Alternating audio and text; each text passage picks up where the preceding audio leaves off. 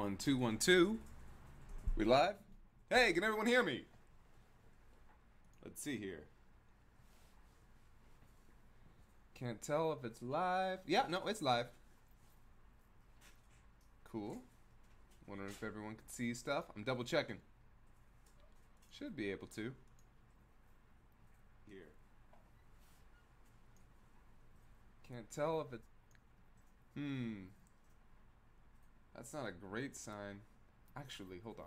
I bet I can. I'm watching from over here and everything looks and sounds good. Alright, yeah? Yeah. Okay, cool. I updated the GeForce drivers, so Firefox is being weird. I'm going to restart Firefox real quick. Gotcha. Luckily, it shouldn't do anything to the stream, I don't think. Yeah, okay, cool. Alright, awesome. There we are, yeah, we're good. We are good. Cool. All the patrons should have gotten the email.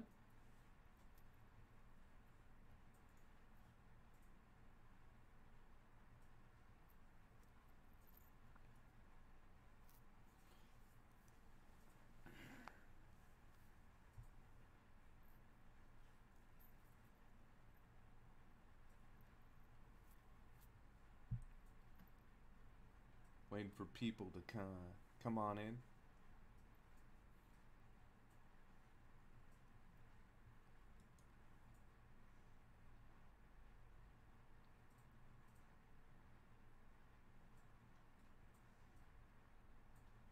Ah, there we go. We got Dogan. We got Snowskate DA.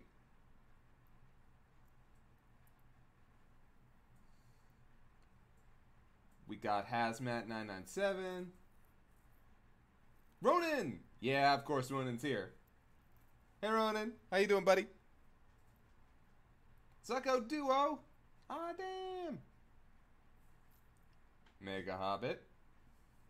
So, how was Austin, Dan Millington? Austin was pretty good. I was a big fan of Austin. Oh yeah, huh. I can still have these open.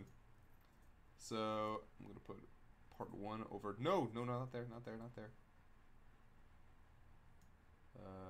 No, go in thing. Go to your home. Put 2 over there. Alright, cool. So, put that to home.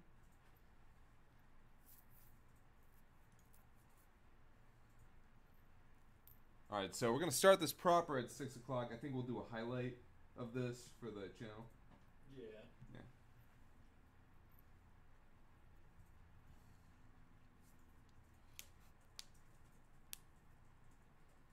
Goku All Might is terrific. Don't badmouth him.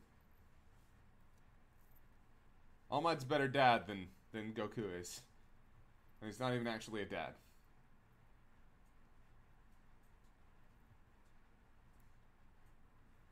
I could boost my mic volume. You bet I can. Is that a little bit better? I don't want to be too loud.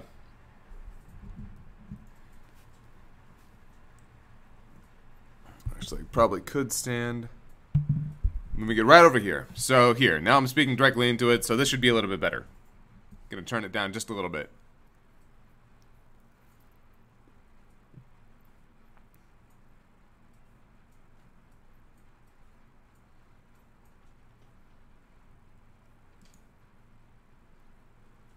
Sun Might. I like Sun Might.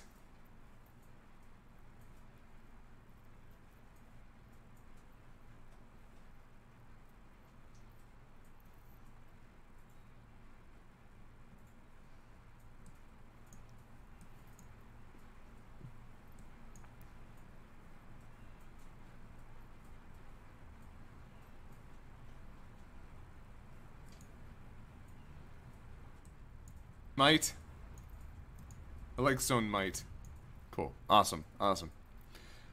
Stream delay on this? Oh, I think that's like 30 seconds. I didn't turn on any extra, but I think it's, yeah. I think it's about 30 seconds. Just depends on network traffic at the time. Ah, okay. Can Twitch do private streams? No, it cannot. Something that I am very surprised it can't do. I think maybe the reason behind that is because of issues with their terms of service. But you'd think they'd still be able to, like, I don't know. It just seems like something they should be able to do. Although maybe they're worried about people using it for, they're probably worried about people using it for nefarious purposes, now that I think about it. Or streaming pornography. Imagine a private pornography stream. As long as nobody talked, you'd get away with it. Makes sense.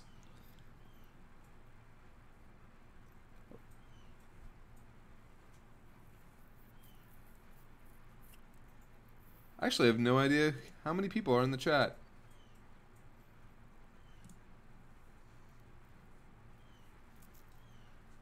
Can you tell, Ben? What's up? Can you tell how many people are in the chat? 42. Dang! Oh, 42 people watching. I don't know how many of those are in the chat. Oh yeah, but that's still pretty cool. 42 of y'all. I might have posted the link in the sub channel on Discord for Twitch subs. Oh, good idea. Yeah, because they pay just as much as, I mean, they pay $5 a month, just like $5 patrons. So. Yeah, no, that's great. No, good idea. I'm happy with that. All right, bitchin'. Dude, load up the furry porn. I ain't gonna judge. You know, now I'm glad you said that. Unfortunately, this is my work computer where I've deleted most of my furry porn. So, I'll have to go to E621. We'll get it hooked up.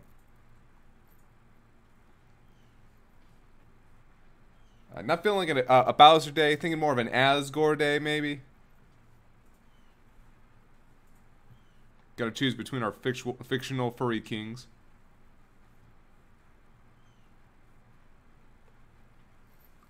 The breakdown proper is going to start at 6 p.m. That's when I'll get into everything. I'm just making sure a lot of people are in here before we get started. The version that goes up, again, on Team 4 Star, the main channel, will be cut down, so all this will be cut.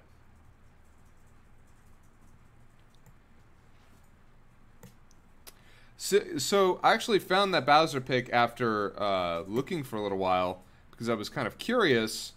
I wanted to find one that I could cut off from the waist down. It's funny, I'm sitting in here with my coworkers behind me as I'm just looking at Bowser porn. It's pretty hilarious. I was able to find the one, and then like an asshole, I forgot, oh yeah, we should probably credit the artist in the description, so later I had to be like, oh dude, I'm so sorry, I didn't credit you.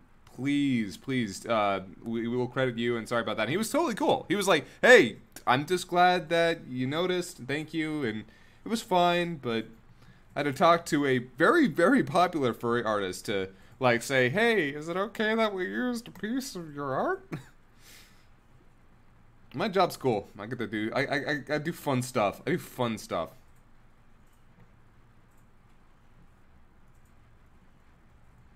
Asgore, why not Sidon? Because Sidon is a prince, not a king. That's why.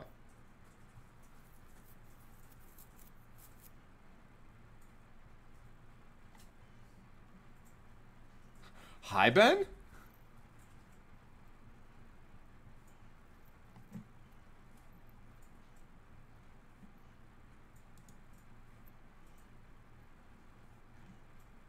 I just realized what Grendel's... Oh, poor Grendel. Grendel's a troll, but I also kind of love him, so cut him just a little slack. He's a good boy. He just likes to give me shit.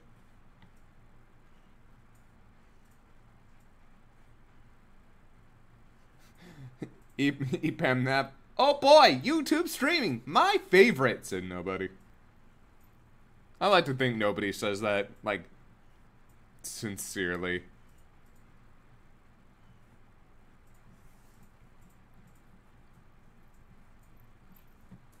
Unless you're saying it sincerely, in which case, like, damn. DiGiorno, Ben.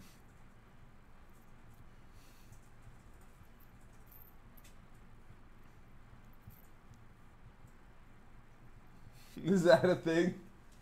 Yeah, that's a thing. It's a dragon. Yeah, so it's Dragon Quest. Yeah, well, it's in Dragon Quest. There's the town of Italians where everybody says buongiorno, and like a goof, I started saying DiGiorno, good, DiGiorno. Good. And now it's a thing. Yeah. Yeah, good.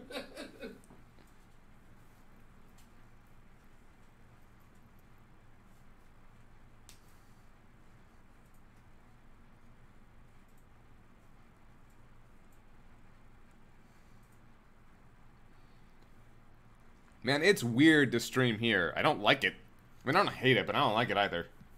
Yeah. We haven't done it since what, a year ago during the charity stream when everything broke down in the middle of that. Remember that? Oh God, yeah. What a nightmare. It's still a very productive nightmare, but wow. Yeah.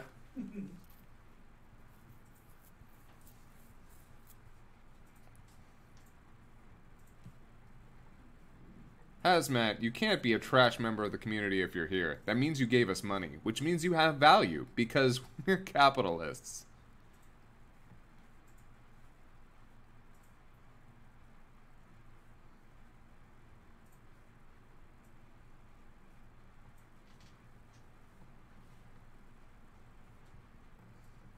Somebody's gonna get offended by that joke that I just made, and probably for all the wrong reasons.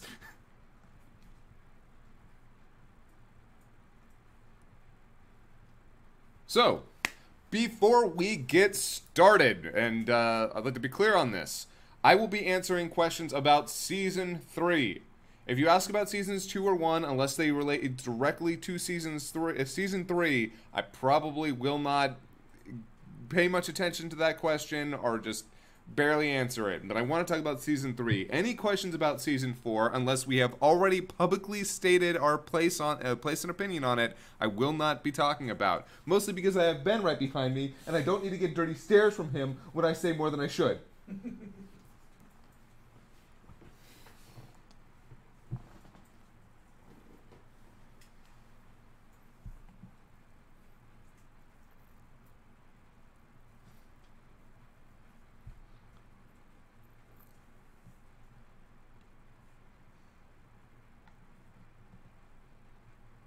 Do not lick the stream. Never lick the stream. Your tongue won't stick to it, but it's not going to taste very good.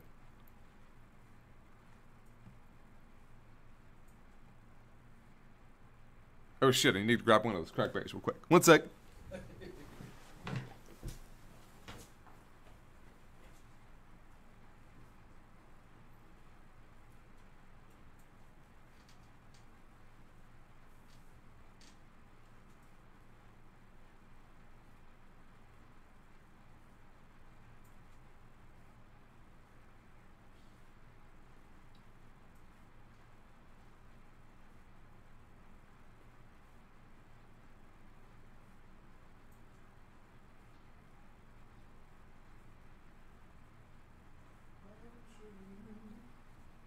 I bit off more than I could chew.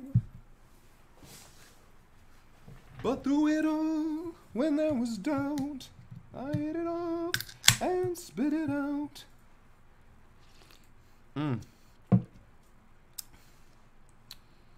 Tasty. I like it.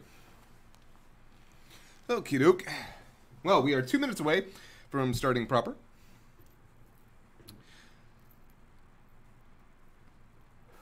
Save your questions for when it starts at 6 p.m. proper. That's in 2 minutes. That's Central, by the way. Not the best time zone. That's the West time zone. Least time zone, East time zone.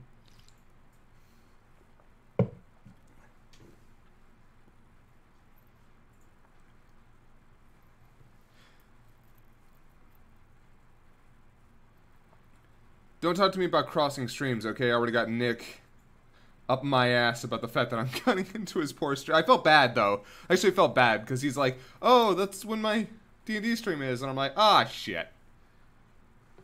So, I feel bad.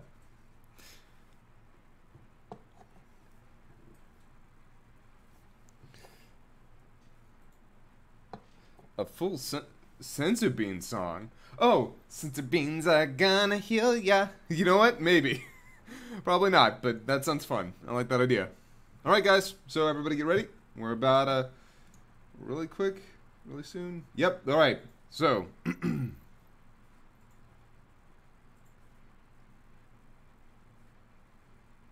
there, guys! I'm KaiserNeko, and this is the episode breakdown. Oh, man! It's been a long time since I did one of these. Oh, wow. Years and, gosh, years. Well, maybe not years. God, I feel like it's been years. Oh, well. So this one's a little bit different from the other ones, though. You can tell there's no animation, there's none of that crap. We're just right here in Premiere because this is actually a stream. We did a Patreon stream for our $5 up patrons where they could ask questions while I show off this, show off the process of you know, making the sausage, as they say. I'm really excited about this. And of course, I said we did a Patreon stream. It's now just starting, but for those of you tuning in, this already happened. But for all of you in the chat right now, hi guys, how you doing? Let's see. I want to get rid of this. I don't get. No, yeah, there we go. Buy Essential Graphics. You are not necessary. I said you go away. Close panel. There. No one likes you. So we're gonna talk about episode 16. We're going to talk about all 3 parts, so I hope you've all evacuated your bladders, grabbed yourself your poison of choice. I got my, I got a crackberry right here, thanks to Ben. Yeah, he was sweet enough to give me one of these. It's tasty. And strap yourself in. And no, you cannot touch the sausage. Absolutely not. The sausage is not meant for you. So, of course, we open up on this, a shot that had been, when you think about it, kind of lingered on for about a year and a half. Isn't it? I love, okay, so the punching sounds here, by the way, are actually from Marvel vs. Capcom 3, I believe? I love the sound of them. I love the weight they have. Let's see, what are the next things we have here? So, you know, we have punching. That's good. That's fun. Everyone likes to watch 11-year-olds get punched. By the way, he is 11 years old. Fuck you, fight me. So our first real visual edit for this episode are the TV screens here. Now, these were actually pretty easy to make. I just took this panning shot of the room here, all watching them. By the way, I don't know where this is, where there's just a place with a bunch of TVs like this. Apparently, there's just a bunch of them in the Dragon Ball world. It's funny. But all I had to do was just take this shot, this panning shot here, and then repeat the frames underneath. I also made sure to, for this shot, do some noise. I actually had to remove the noise and then re-add it as I panned it to make it look more like the old, aged footage. So yeah, pretty easy edit there. Harder edit was actually the Heat Tap commercial.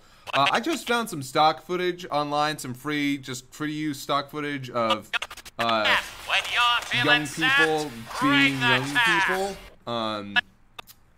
And then I used some stock video I had of some arrows. I've got some, like,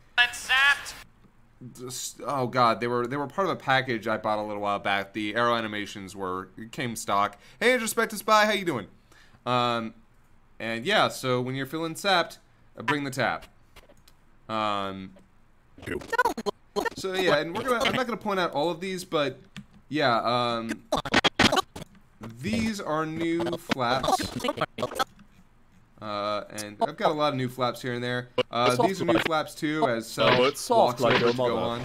What if you think the only way to win is to not play? By the way, there's so many scenes in this episode where with the panning and zooming and man, tracking. I have news flaps for you, is a pain brat. in the ass. I hate it.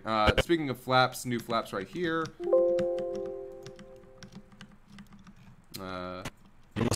New expression for Piccolo here, which I love this expression. I don't know why. It's just great to see him go from, you know, GERD! Oh, okay. Yeah, Nyosi did a good job on these. Good job on these parts. it can be done. Funny enough, again, this is another scene where, let's make this a little bit bigger. If you can see... it can be dodgy. There's noise all over it, and I ended up having to actually take this shot of Piccolo. You might want to turn down your Premiere volume some in OBS. Ooh, okay. Cool. Sorry, let me fix that. Turn down desktop audio. Yeah, there you go. Alright, that should be better. Here, let's give it a test. Is this drowning me out, you guys? Because if it is, I can turn it back down some more. I mean, it could be Fun gotten times. better. Good gravy! This 11-year-old child is currently... So that should, hopefully that'll be good. If not, I've got to turn down to 20 decibels low now. But anyway, yeah, I do love the expression change from Neosi here.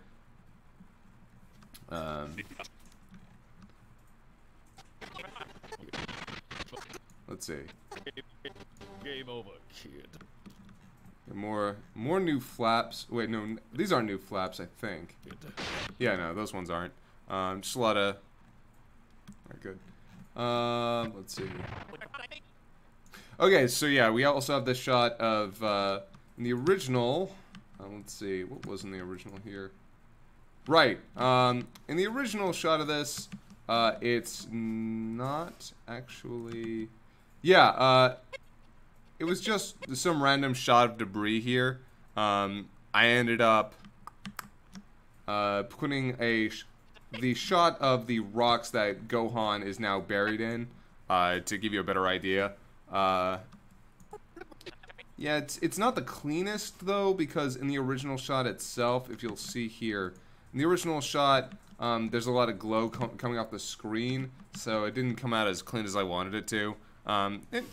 As the episode went on, actually things get a little bit more polished. Funny enough, part of it was due to the fact that I hadn't worked on this show proper in half a year, because you know we did the Christmas special, but the Christmas special was almost no cleanup, no noise needed to be added. Like this shot here, this is actually just another one of the shots where I isolated it and then added noise and even added a little bit of shake. Let's see, what's another shot?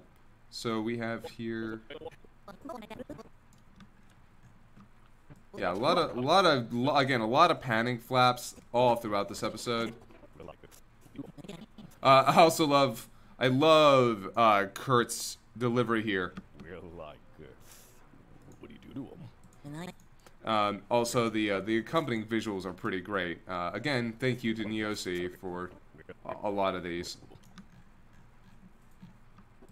This shot was a bitch and a half. I hate these zooming, moving shots because not only do I have to worry about matching the movement, but it's also the zoom.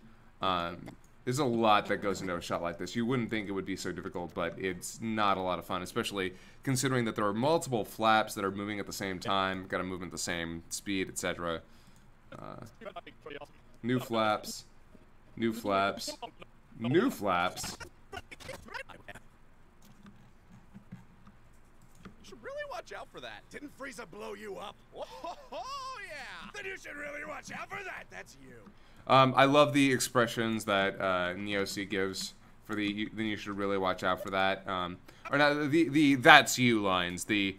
Basically, they're written in the script the same way that SpongeBob meme is, with the interspersed capital lowercase letters. Honestly, it was one of the jokes that I really liked early on. I wish we could have done a little bit more with it, but... by the way, if you see pink, that probably means it's a new flap. Also, another great expression. No. No. Also, Krillin trying to bring back the Team 3-star, even though he didn't like it. And some people brought up, why did he bring it back if he didn't like it? Well, I mean, hey, come on. Sometimes it's about reconnecting with your boys. It's about like, you know what? Remember that? Maybe that wasn't so bad. Maybe Team 3-star was our thing, right? Team 3-star, right? No? Okay, yeah. Okay. You know what? We were right the first time. Also, it just seemed like the funny joke at the time. Yeah. Let's see. Is that the club? Can I join? Yeah. And of course, Yamcha trying to get in on that club action. Is that a club? Can I join? This clip is from like fucking episode 153. And the majority of this episode is from 183. It's 30 episodes beforehand. But I needed some more shots of both Tenshinhan and Krillin for these scenes, and Yamcha for these scenes, and that's kind of the only place where we have the chance. Now, a lot of all new flaps here. Die is Is that the gist of it? Really good work by Neosi here. I love how these look. Love how these came out. Let's see which breaks first. So sometimes there are, and yeah, you guys ask questions away. You can ask questions. That's totally fine. Now, as you'll see in this moment, look at this shot here. Well then. All right, do you see how all that noise isn't moving? Isn't that kind of awkward and weird? Especially when it starts moving after, you know, the cells start moving. No pun intended. Well, that's why, for shots like that, what I'll do is I'll actually export the frame, remove the noise, sharpen it slightly, bring it back into Premiere, and then with the still shot, add noise to it so it doesn't look so awkward and out of place. Let's see which breaks first.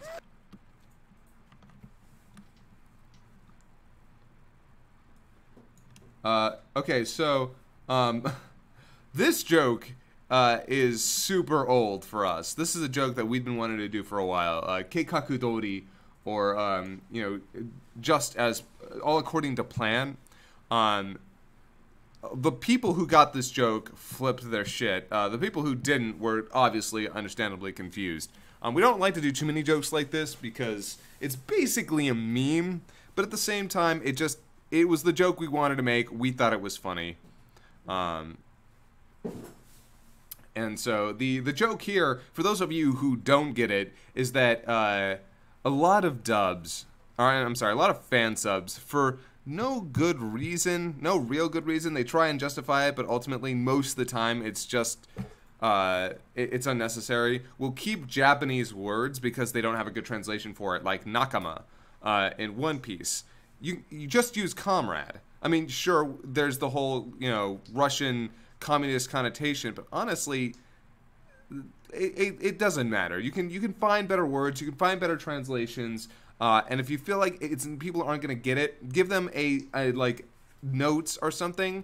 But just keeping a Japanese word is just lazy translation, and that happens all the time. And it happened notoriously with Death Note, where they kept keikaku. I don't know if it, here's the thing. It's such an old joke that I'm not even sure that it actually happened legitimately, if somebody actually kept keikaku. But there was a joke that, or either a joke or an incident where keikaku, aka plan, was kept. So it was all according to keikaku. So we thought, you know what? Screw it. Let's do a joke with that. And instead of, like, because Goku planned all of this. So we just thought, hey, wouldn't it be funny if he said all according to cake, and then we thought, oh yeah, and have translators note, cake means keikaku, and then another one, keikaku means plan. Which is funny, because Plan to Eradicate the Super Saiyans is actually Super Saiyajin no, Super Saiyan Zetsubatsu no Keikaku? Like, plan to eradicate the Saiyans, so.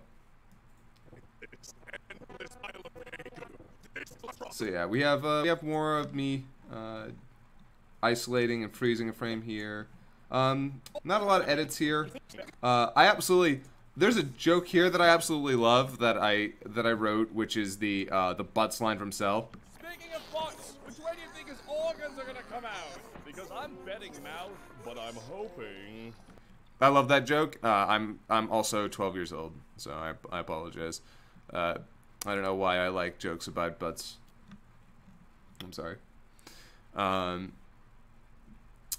So Introspective Spy asked a question: how do you know where to look for all these clips? Do you just scour the arc to see what fits, or do you know where to look almost instinctively? Okay, I'd say about 75% of the time I know which ones I'm going to use. And then there are times where we just write for the scene without really taking a close look, and then sometimes I don't know where I'm looking. Sometimes I have to look all over the place in different parts of the arc, earlier, later. So I don't know. It's sometimes harder than others. I have spent way too much time, hours, trying to find footage for certain scenes, just scenes alone.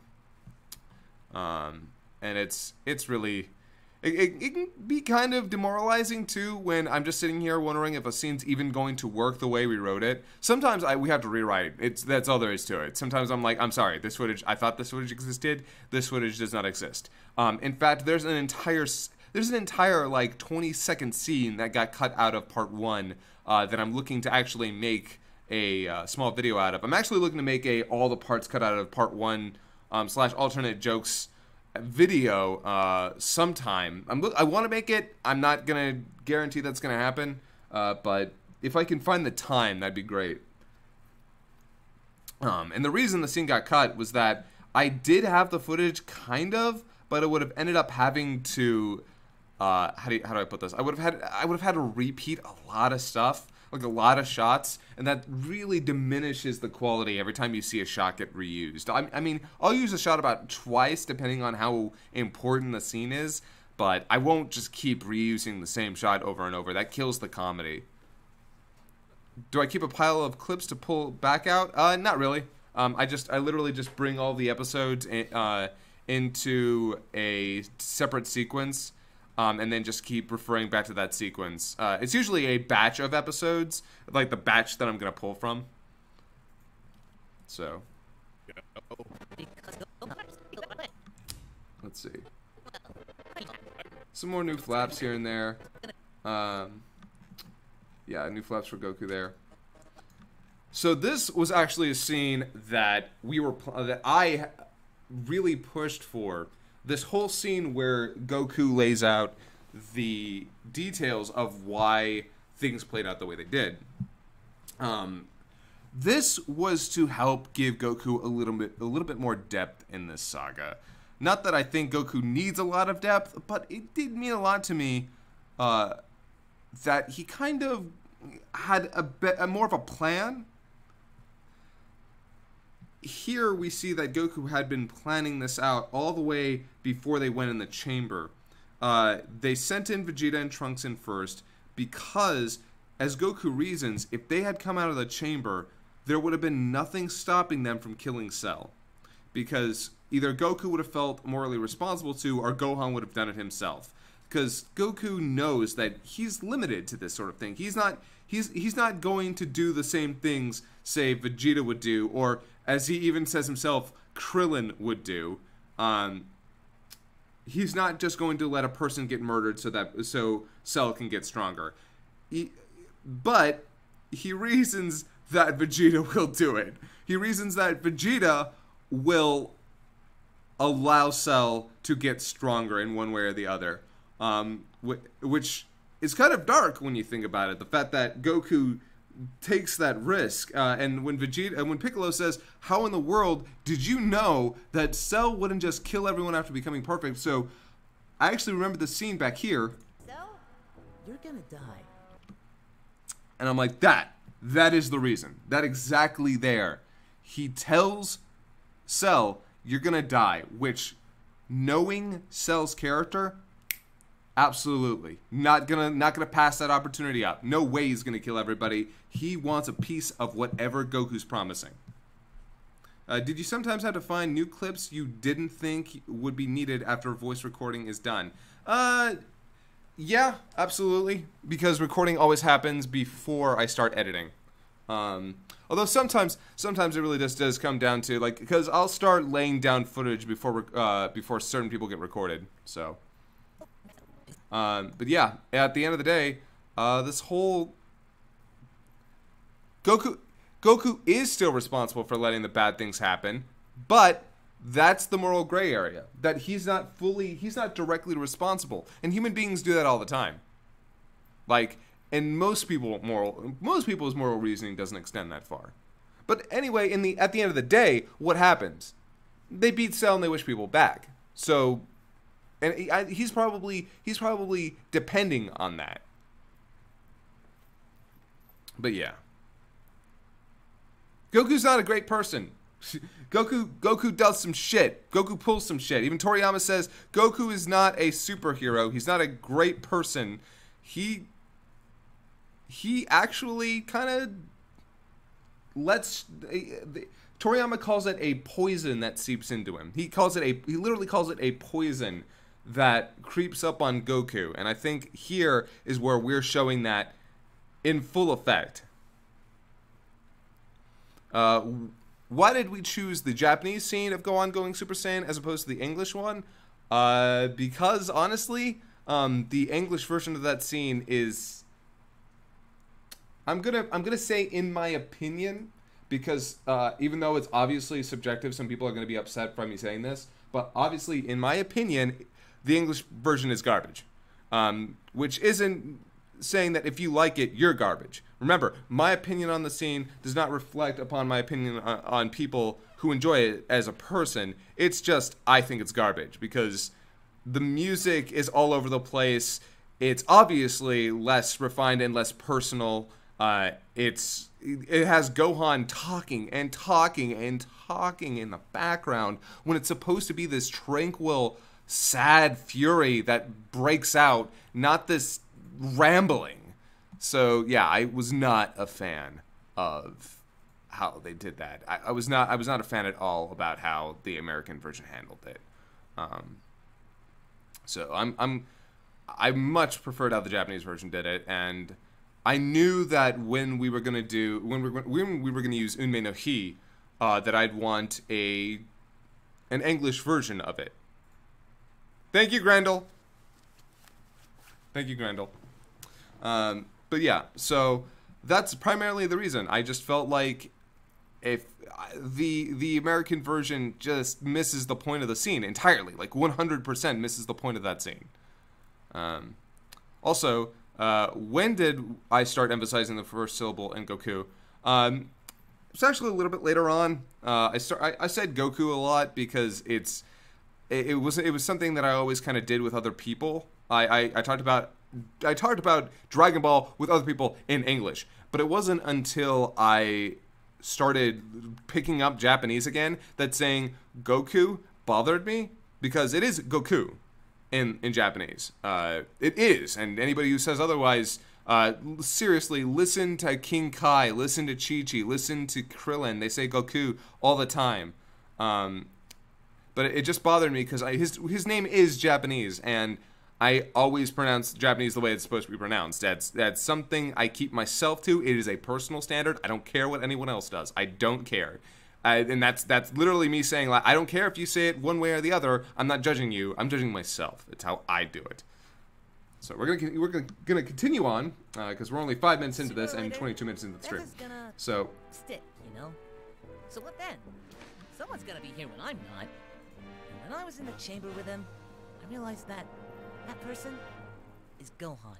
So it's important here that Goku's intentions aren't just to make Gohan strong, but it's also to give a replacement, because Goku, while not being a superhero, knows that once he's gone, he's not going to be able to protect the people that he's been protecting for a while. And that's important to him. It's important that, you know, as much as we like to talk about Goku intentionally putting his friends at risk, he still cares about people. And I think that's important. That while he'll take risks and he'll be selfish and he'll be focused on fighting, he cares about people. I mean, you should see the rage from him when Krillin's killed. He murders that demon that killed him. He murders Tambourine, and it's great. I believe it was Tambourine. Pretty sure. Yeah, so here's some more new flaps, and the return of the squeak. The squeak is back, like father, like son Gohan. So new flaps, new eye stuff. The eye stuff here was actually kind of a pain in the ass, because the one that I got from Neosi, I actually had to touch up quite a bit, because here's the one that I got from Neosi. And this isn't me talking shit about him. He did hard work. Like, these are the kind of corrections that anybody would do, like, say corrections what you would, like an animator would do for a keyframe or an in-between artist. So here's the one that Neosi gave me right here, and this is the work that I had to do to make sure that it fit with the shot. And I you know, I have to do that every once in a while, and that's what happens, because yeah, he's giving me groundwork to work on. I'm not an artist. Without him, I'd be fucked. No. I mean, right? Let's see. Let's see what else. Later, Ben.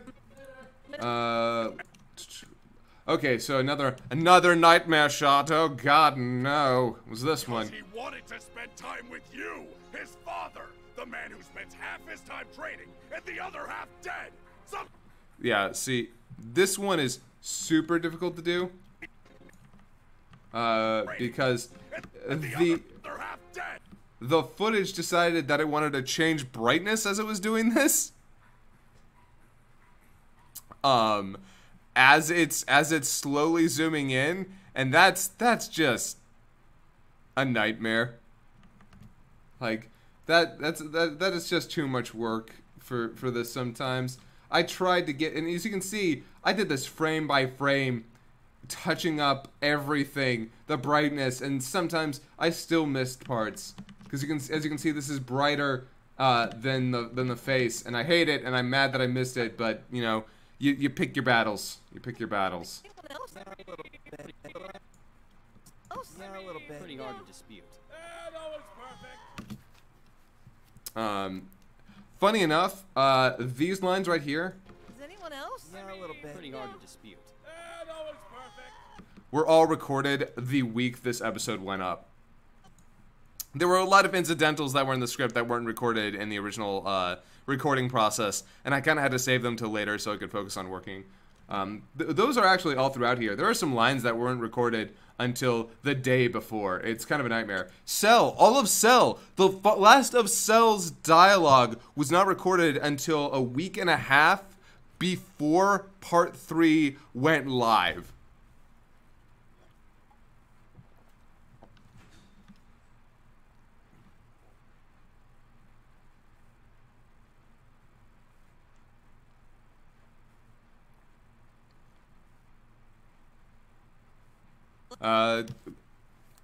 Actually, I know a lot of After Effects, but that stuff usually works a lot better with live action. With the 2D animated stuff, especially stuff this old, it has trouble matching a lot of that because of the color balance.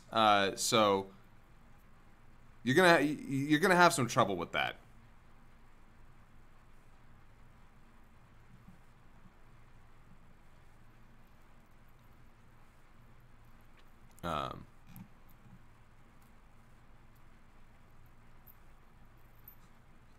Let's see here.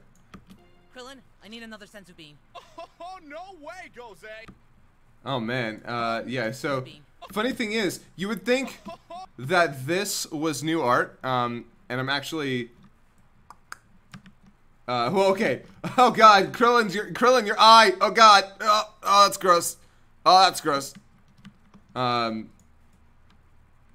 So, but it's actually just another shot that I ended up fuck you, combining with this one.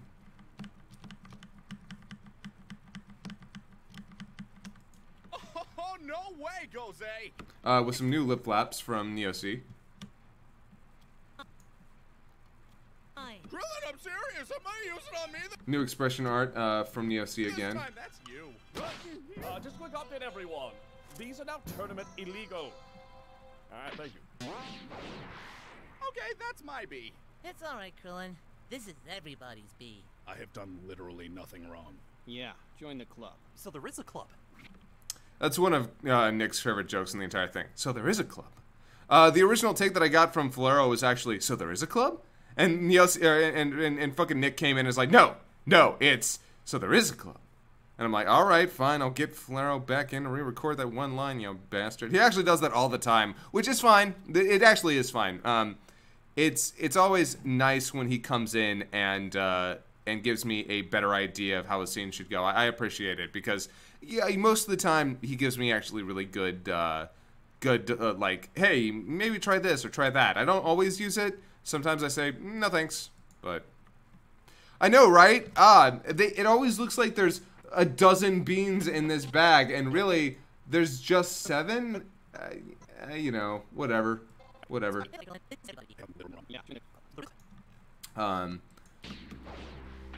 see now that not all roads lead to Rome. Also, I got to use the line, "Not all roads lead to Rome," and that makes me happy. I love that phrase. It's one of my favorite phrases. All roads lead to Rome. Night, Keenan. Kynan. I always forget. I'm a bad friend. Also, Piccolo pointing, or Perfect Cell picking out the Piccolo father thing, and Piccolo being like, well, if you're just gonna say it, is kind of our poke at the joke being sort of old and overdone. You know, it's like, yeah, he's his dad, right? Yep. Alright, and that's the end of that joke. Because that's the last time we make a joke like that, and it's probably will be the last time we ever make a joke like that. Because while it is a fun joke, it is something that's actually kind of a hot topic in the community. Not everybody appreciates that. Some people find it really funny, but some people find it kind of insulting to Goku, and ignores the fact that Piccolo abused him as a kid. And you know what? That's fair. That's fair. But it's also funny, so fuck him. I mean, if you're just gonna say it. I don't get it. Stay away from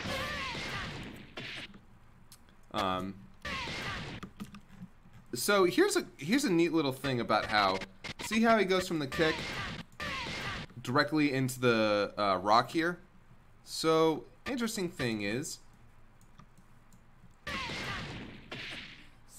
so that's the way the shot originally played out, is that he hits the ground and then he hits the wall. As you can see, it's kind of slow.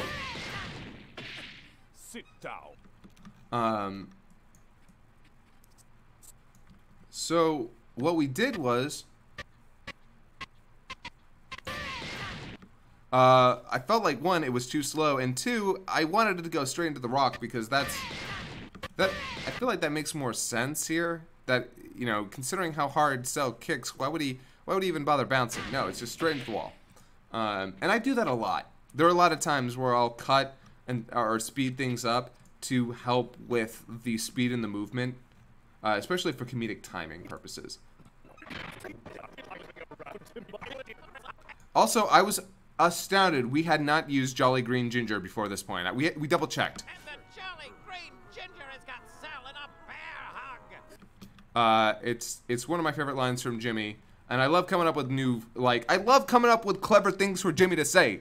Like, I wrote like 60% of Jimmy's dialogue in this, and it's almost all the really where he uses alliteration or comes up with clever phrases for the characters, because that's the kind of shit I love to write. I love to write that sort of shit. Not consent to this. Your compliance isn't a factor. You had a chunk of your head missing. How do you remember that? Also, I love a lot of the callbacks with Cell and 16 here. I like calling back to obscure lines because it makes people kind of remember. Like, I don't know. I just love callbacks. I love break jokes. I love running themes. But then again, I'm also a big Archer fan, so you know. Wait! You don't have to do this, Brobot! You still have so much to live for! All new flaps, by the way. Originally. Wait! You don't have to do this, Brobot! You still have so much to live for! Wait! You don't have to do this, Brobot! You still have so much to live for! So good work on Yossi there. Those look fantastic. We can split him 16 in half together. Some people came up with very lewd ideas of what that meant, and really, it was literally supposed to mean, you know, grab him from one end, grab him from the other, and just pull. But some people came up with some pretty gross ideas of what that meant, which, you know, I'm not gonna kink shame nobody, but no. My countdown has started. Try and stop me, bitch! What are the odds of outrunning a nuclear explosion? Funny enough here, What are the odds of outrunning a nuclear explosion? did not have closed flaps for Jimmy, so had to have Nyosi make those for us. What made us decide to do the countdown joke going into the negatives for the scene? Actually, that was Nick's idea. And that he even said, like, that's his kind of joke of going to -1, -2, negative a critical error has occurred. So yeah, that's very much along his lines. I came up with a visual idea for. There's smoke. There's firecrackers, sir. You're goddamn right. Yeah, I came up with the idea for them tearing up. I was actually having a lot of trouble finding what shots I would use for this. We're kind of lucky this scene even happened in the first place. What? No! So here's a neat thing. So in this shot, we have 16 with his mouth open, and I thought, you know, that would look really weird if that entire time he has his mouth open and isn't saying anything. So he looks a little weird with his teeth clenched like that. Looks a little big, but at the same time, obviously it looks a lot less awkward than his mouth being open during the entire thing. Did I edit this all at once, or did I? Yeah, actually, as you'll see, this is sequence part 1. Sequence part 2 is here, and sequence part 3 is here. I did have to split them up. The way that I actually edited this one was I laid down all the visuals first, according to how the script was, and I did some big visual edits that I'll show you later, just to make sure that I could do them. There were some really big ones that I knew had to be in here or we'd have to rewrite, so I handled those first. I'm a little disappointed we didn't get to see Gohan really trying to fight Cell as Super Saiyan 1, since it was cool to see he was already as strong as Goku. Yeah, we did have to keep things moving, as you say, like, but I know you needed to keep things moving quickly. Yeah, we did. The major thing was, we showed a little bit of that, but at the end of the day, that's kind of neat. It was also kind of superfluous to the story overall, and again, we had to keep things moving a little bit quicker. Also, if you're curious about the color correction on this one, there is a lot of it. As you'll see, that like some scenes are worse and better than others, but this one, as you'll see, what we try to do is we try to make the flesh color a little bit pinker, and separate the colors a little bit more, make sure that the blues and the whites were a little bit more distinct.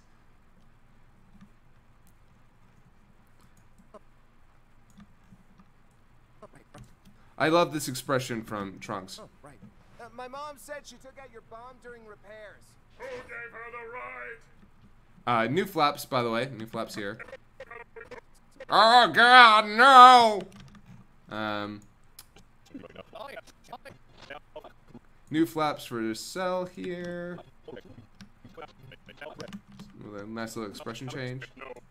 New flaps for L16 here.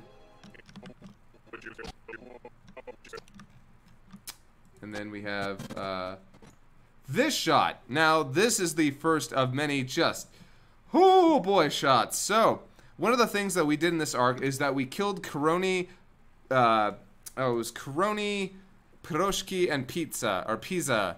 We killed them.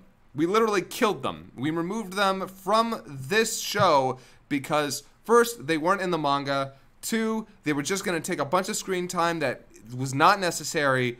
3, they're just so annoying, and they ruin Satan's joke by basically doing the same joke that he does about having them go out there and then lose against Cell. Now, yeah, the joke is kind of supposed to set up for Satan to not like them, but then Satan literally just does the exact same thing they did and lose again. So it's, I don't know, it's not, I wasn't a fan of them, they weren't funny, and they had to go. They had to leave. They had to die. So, I made them die.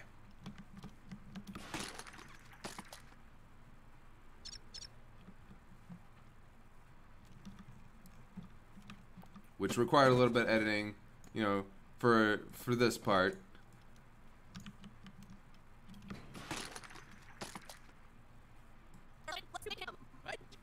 I also wrote this scene too. I had a lot of fun with it.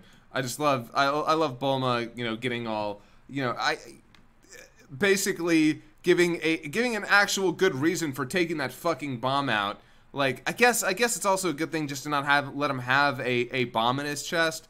Maybe he didn't know, but it's like, hey, so that was kind of a breach of your Hippocratic Oath, wasn't that? Without telling him? Probably should have told him. Probably should have told him, hey, by the way, we took out that bomb in you. But the Hippocratic Oath and all that. Also, great expression work by Neosi here. Well, then 2 of us are thirsty. You go, baby. So a lot of people think he says MILF here. He actually says milk, but you know what? If you want to say MILF, then art is all up to interpretation. Kaiser probably for the next part, but why didn't Cell also squeak since he was part Goku in him? You know what? I could have done a squeak. Now that you didn't think about it, could have done a squeak. You're right.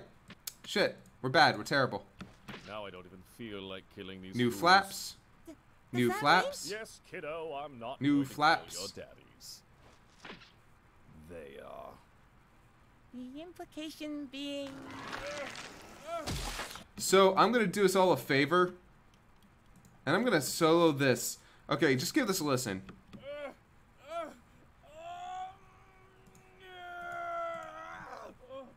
Remember your breathing exercises. Okay, come on, Cell. Push. Blessed be the fruit.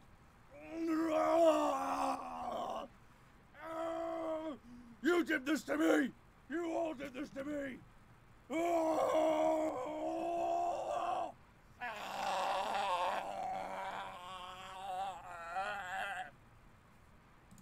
There is definitely more to that scene. There was definitely more to that scene than what you got there. But that's all I could fit in during that time. Actually, now I'm kind of curious because if I start this from here.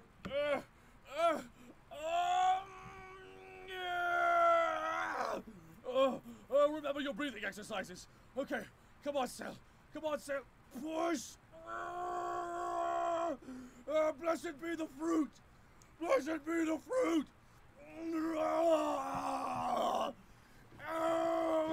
You did this to me. You did this to me. You all did this to me.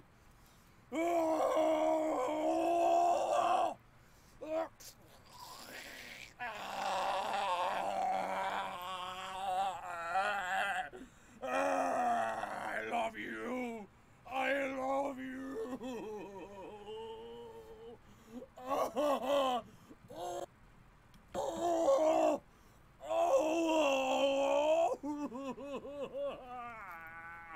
Oh my God, they're so beautiful. They have my face. They have my face. Okay. Okay, I'm good. Yeah, so that's how all of that played out. Really gotta isolate that and put that up on SoundCloud. Yeah. I actually literally told Kurt that he was not allowed to do a second take. Kaiser, I wanted to know, since this is later in the episode, since you like callbacks, when the explosion on Cell on King Kai's planet happened, why didn't you have any reference to BoJack? We kind of felt like it might be like there's a reason, and you'll see. We'll get into that when BoJack happens. Don't worry, we'll get into that when BoJack happens. Thought about making that joke though, but there's a lot that went into that. But oh yep. So yeah. Oh yeah. By the way, new flaps. New flaps. This seems easy. I don't get what Chi-Chi was complaining about. Goku being a dick. By the way, that was harder to do than you think, because that was a matter of,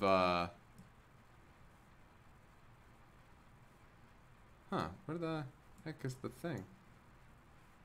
Get back to that. Wasn't that? Well, that's interesting. That's all we get here, huh? Actually, oh, there it is. Oh, that's why. Okay, so as you can see, what I did here was I have this underlying shot. I took the shot of his tail, closing, and then I played it on top of that shot, and then I took shots of his wings. As you can see, yeah, I took the shot here, and that's how I did that. It's really easy. It's just a bunch of layering. It worked out real well. Whose idea was the tail spasm joke? I think that was mine. I think that was mine. Then again, I have had a bad habit of saying, I think that was my joke, when mostly it's when it occurs. I'm pretty sure the tail spasming was mine. I just heard a honk, which makes me concerned. Is somebody outside?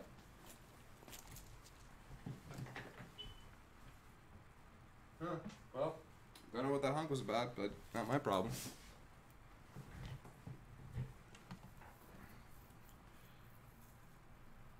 Why didn't Cell talk out of his ass again? I mean, there wasn't really a place for it. Also, going to be doing that the rest of the day. More great expression work from NeoC there.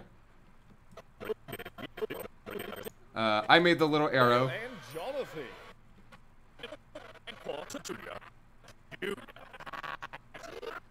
Flaps for the Vegeta Jr. Jr.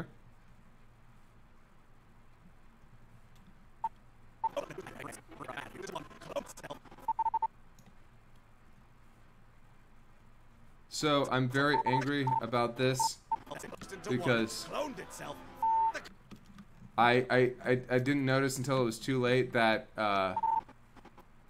this looks terrible because of the color stuff that I didn't. Color stuff. I guess it's not too bad, but it bugs me. But this was a very hard shot to work with again. Slow zoom back and pan upward.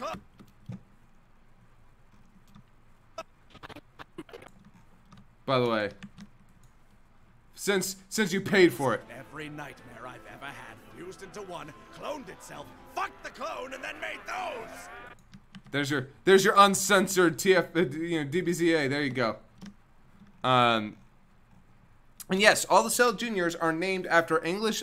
All the English voices for Perfect Cell and the Japanese voice actor Noria Wakamoto. It's a very English-centric joke.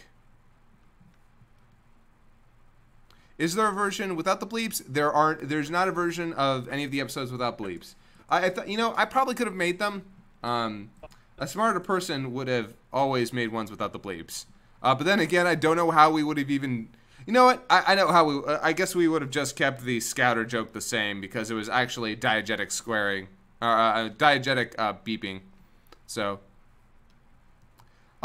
we actually had a joke for the Extra Cell Junior, but by the time we got around to editing it, it kind of aged poorly, so we just cut it. Some people have said, thank you for getting rid of the Extra Cell Junior. And I'm like, yep, that was our own purpose, because we're trying to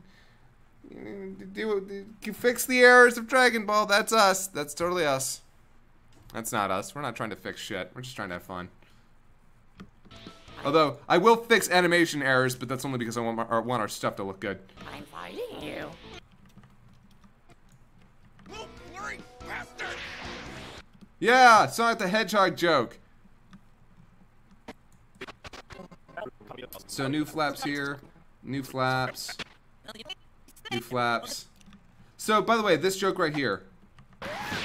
Well, you know what they say. Everyone has a plan until they get punched in the... So I'm not sure if you can hear, oh wait, nope, wrong one. Where the hell is it? There it is. Wham Bam, thank you, man, from the Cell Jr., which was improv by Kurt. Also, the phrase "everyone has a plan until they're punched in the mouth" is actually from oh gosh, Mike Tyson. Mike Tyson. That is a quoted classic line from Mike Tyson. Everyone has a plan until they're punched in the mouth, and I felt like it was perfect for here. Freeze! about my hidden power. So all these are new flaps. Good work by My Neoc. dad's fight, not mine. So I'm begging you, just rein them in. Give my dad a senzu bean And there it is. That right there. That is why I despise you. You know what they all have in common? So I also wrote a lot of this as well. You know, I wrote a lot of it with input from Kurt and Nick, but I wrote a lot of the monologues from people because I've got a thing for writing monologues. In fact, I write almost all of the dialogue for The Major and Hellsing Ultimate abridged. Noticing. I really tried. Well, see, even Krillin's doing his best. Thanks for noticing. Oh, huh, that's weird. Oh, huh, Krillin's flaps got deleted here. That's really weird. Huh. I should check on that. I don't know how that happened. I really tried. Yeah, that's really weird. I don't know how they got deleted. Well, that's neat. They were new flaps, though, so wherever they've gone to. Good thing the episode's already been exported. Also, one thing that you cannot hear that I'm a big fan of is whenever the Cell Jr. kicks him, it's him saying "ding," which you can't hear, unfortunately. So it's a hidden joke. Of them, boy, not a one shares that trait with you so vile it drives me to retch. You, Gohan, are a coward. Again, with a great music placement, how do you know when to put it in to make it hit the right emotions? When do I know when to put it in? Music is a really difficult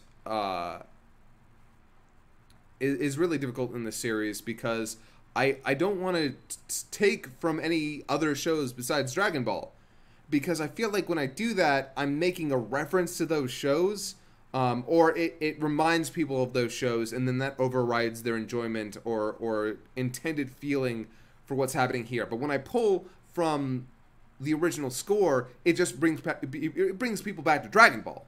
And that's what I want people to think of. I want people to think of Dragon Ball when they're watching Dragon Ball Z Abridged. I don't want them to think of something else unless we very intentionally are making a reference.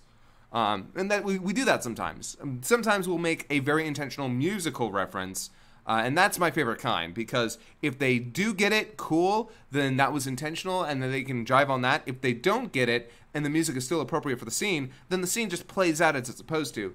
Because I almost never make a scene specifically with a musical reference in mind unless it's a full-on song that is being sung. So. You, Gohan, are a coward. You get a lot of Kikuchi. Yeah, no, don't worry. We put in episode 60 part 2 is currently down. It will be back up probably by the end of October, probably, because we've been through this rigmarole before. We've been through this. It'll go back up. Let's give it like 20 something days. Hopefully, knocking on wood. So. Please don't break my arm. No. Yep, that's the Cell Jr. It's actually a reference back to a joke from Lord Slug. One of Nick's favorite jokes, one of Nick's favorite movies we've ever done, in general. And I love that joke. I'm glad we got to do a callback to it here. It was kind of the perfect place to. I originally didn't think we were going to be able to do it either. But luckily we managed. Oh, hey, look, it's these assholes again. Oh, hey, assholes, what are you doing here? Nobody let you... No, you're not supposed to be here. Go. Get out of here. Get out of here. Yeah. Go away. Go away. Nobody wants you here. And honestly, I bet you they... Assholes. I mean, that's right.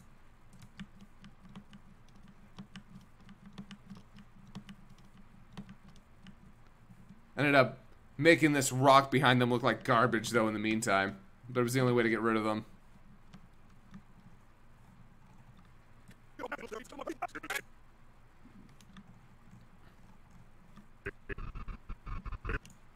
Oh, hey, look, it happens again.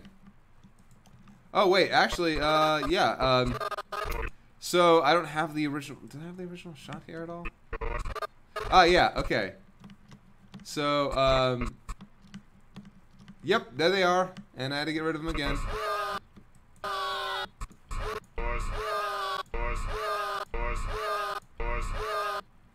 I hate them so much. I'm so glad I was able to destroy them.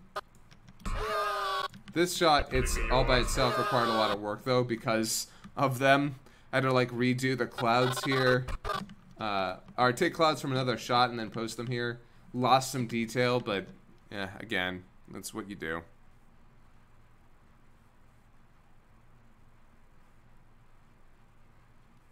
What if Kaiser had left them in all the scenes at 98% transparency, so it was like them haunting? Oh my god, that would have been hilarious. That's kind of funny in its own right. I'm kind of sad I didn't do that now, in a way.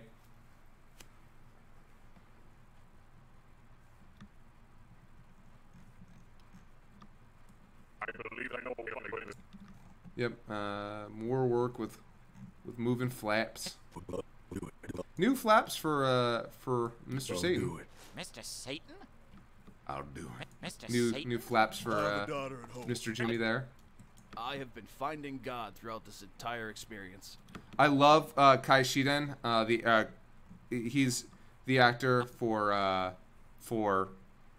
Larry here. He did a great job as Larry. Just a fantastic job as Larry.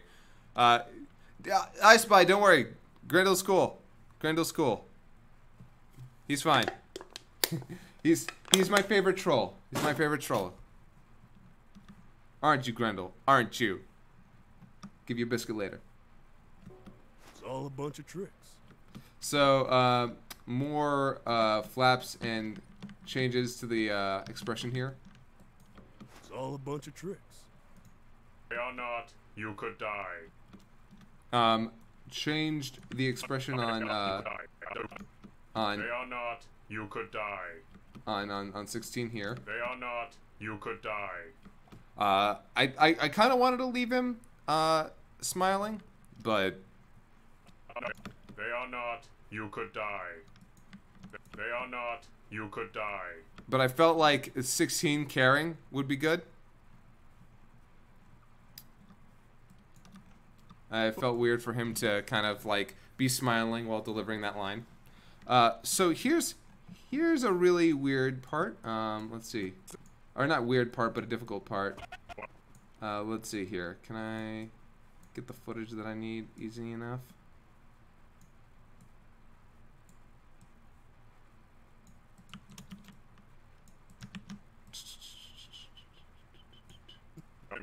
There we go. Okay, so neat thing here.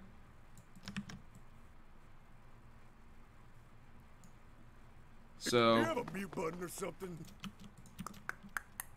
So as we see, oh my god, just give me the shot that I need. Okay. Do you have a mute button or something? Boom. As you can see, as Satan tries to make it across here, an explosion happens, knocks him over to the right, and so he keeps running.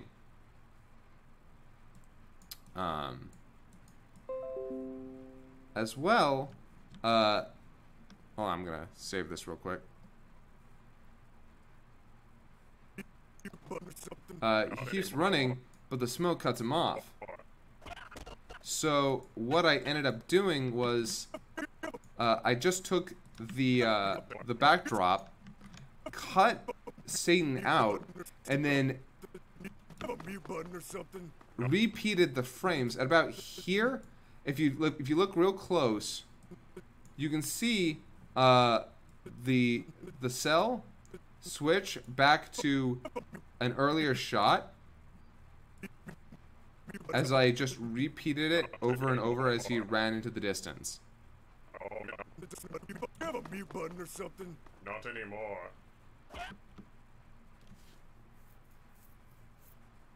So yeah, that one was kind of frustrating, but it's not the first time I've done something like that. Actually, to do something like that with Krillin in an earlier episode running off screen because I didn't have all the frames I needed.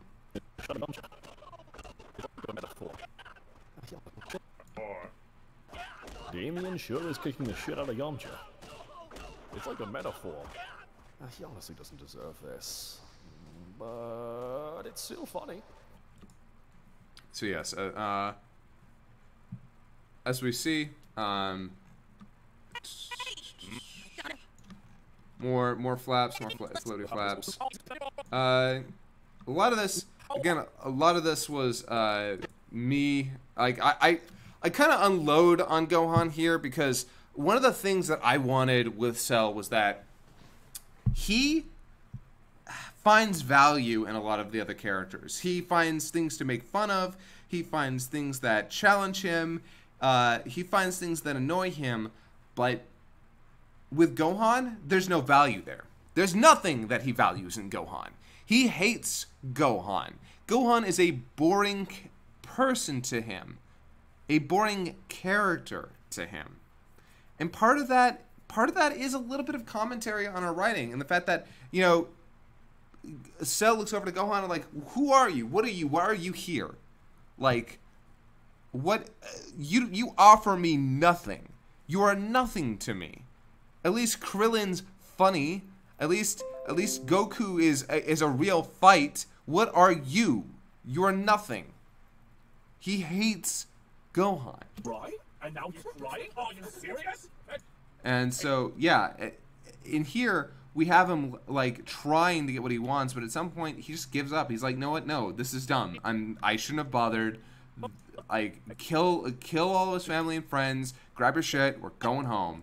And then we make this joke. Hold on! I'm just one step closer to the edge, and I'm about to... Everything you say to me is pissing me off.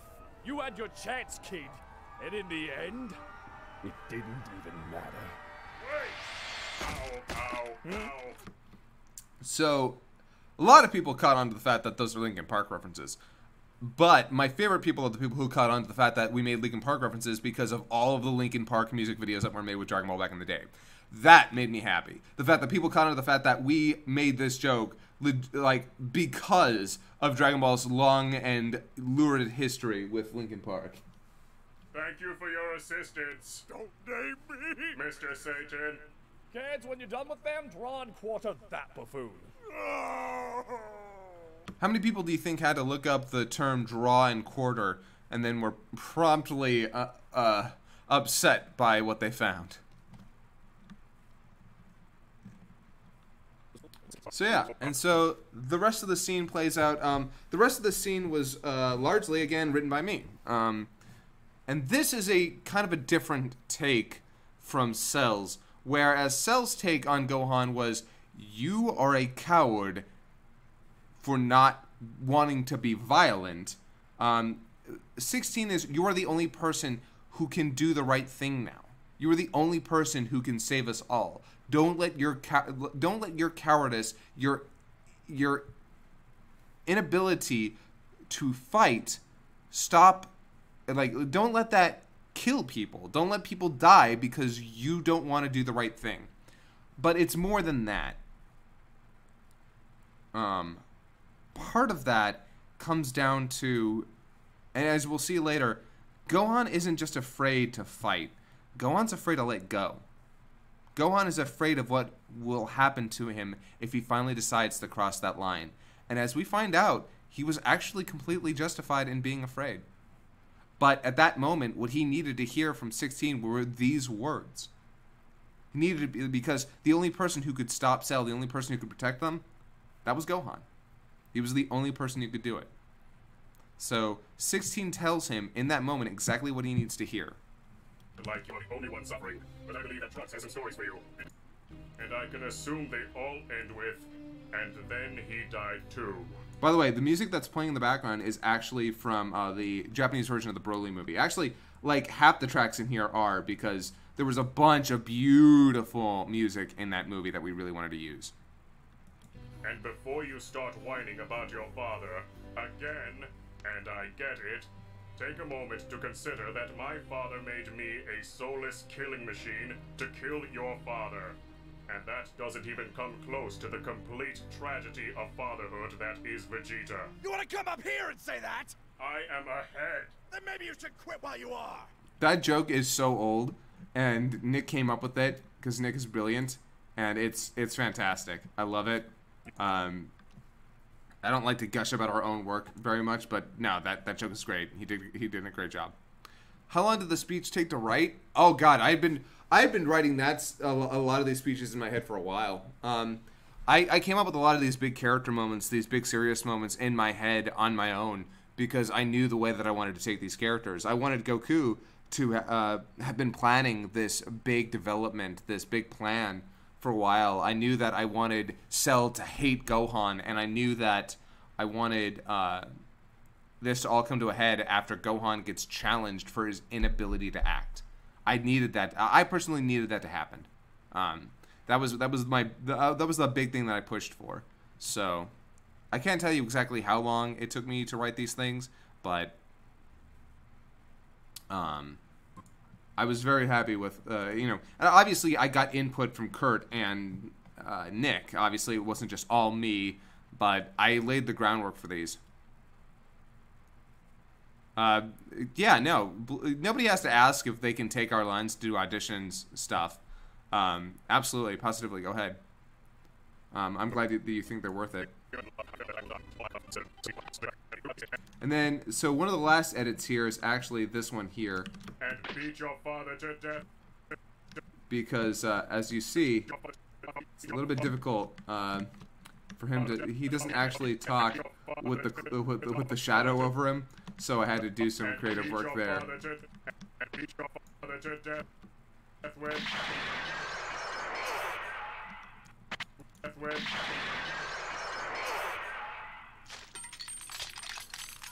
Funny enough, the sound there is actually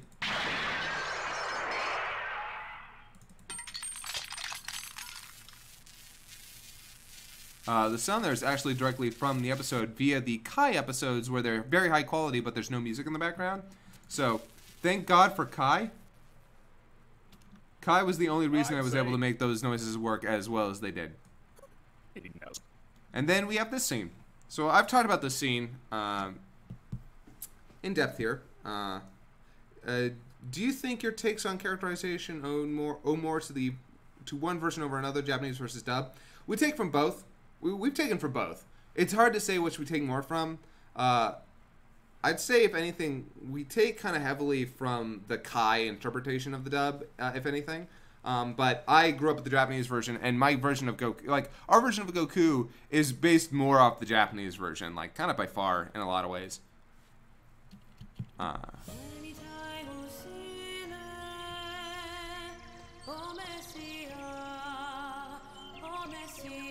So, yeah, this scene was a big deal for me. I didn't have to fight for it, but I chose this song, and I was ready to fight for it. I was ready to go to bat for it. I didn't have to, luckily. I didn't have to go to bat, but I was ready for it because I wanted this song specifically. Because this is a song that not a lot of Americans have heard, because it was cut out of the American dub, and even the American version with the Japanese music didn't have it because they didn't have the license to use the song. So I decided that we were just going to redo the song top to bottom with new singers, and yeah, this is what we got. Cliff did a fantastic job, just an unbelievable job, amazing.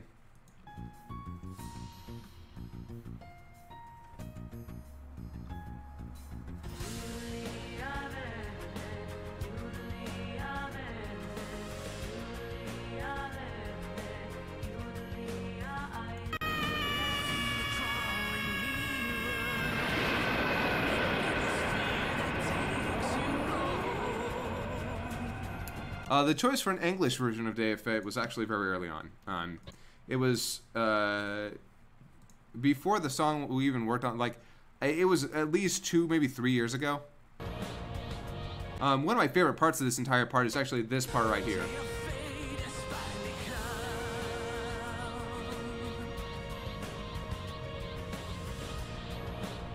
just that whoosh as the last of his tears.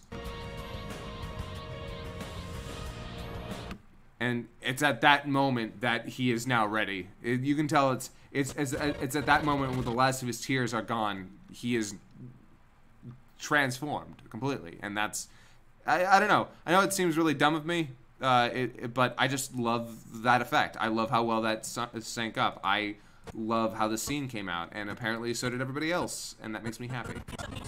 I also love... Go on.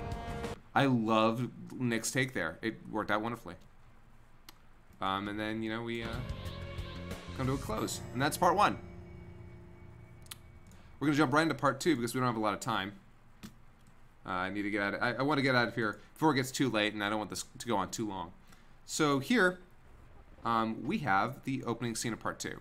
Now, this music was done by Cliff. All of this is new music by Cliff Weinstein, iTunes.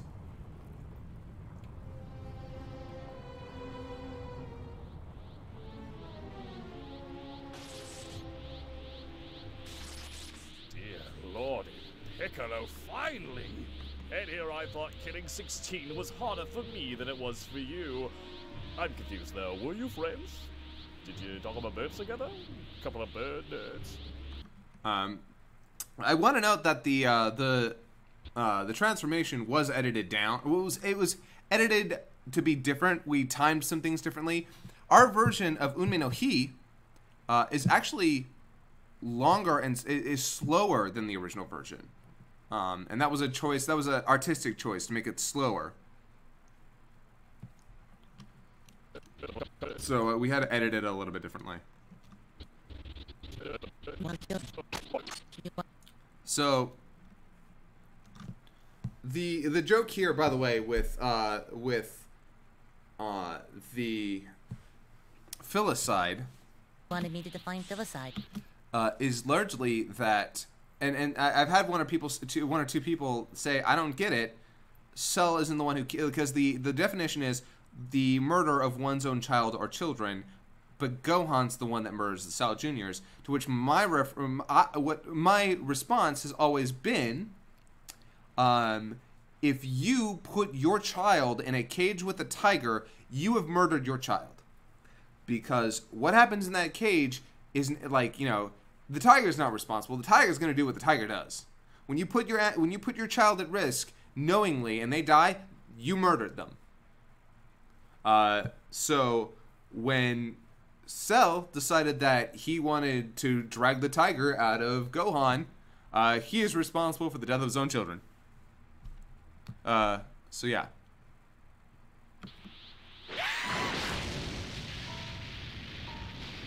And for people asking, yes, this will be uploaded onto YouTube. Don't worry. This is I don't like to keep content like this behind the Patreon wall for Dragon Ball stuff specifically. But I did want to give you guys the chance to ask questions. Oh. All right, would anyone care to explain? I'm kind of afraid to, because I'm pretty sure that would involve giving Goku credit for this. The takeaway here is, you're welcome. Yeah, Gohan decides that all these things are gonna die. Gohan has decided, like, nope, they're all dead. Really? You're using Krillin as a hostage? His death is a day trip for us and a free ice cream sundae for him. Go ahead. I wrote these lines, by the way. Actually, I'm lactose intolerant. Nobody's lactose intolerant in heaven, Krillin. That's why it's heaven. Which I love writing this really dark shit like this. Like I like writing Gohan as this just dark venomous creature that is just 150% done with everybody's shit. And how did Piccolo end up down on the ground when he was up in the air before? You know what? That's a good question. Ask the actual show why that happened, because they had different animators, different supervisors, and different studios working on the show at the same time. Bitch move. I love Lawrence's delivery there. Bitch move.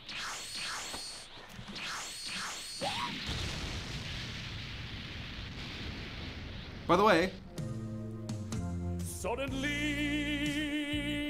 This song is currently up on our SoundCloud. Check our Twitter or check our SoundCloud. We uploaded it today. And the cool part, and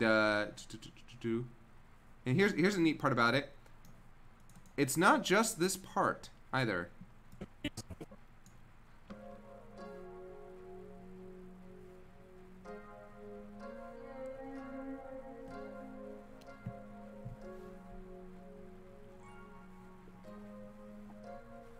I used to think that love was just a fairy tale.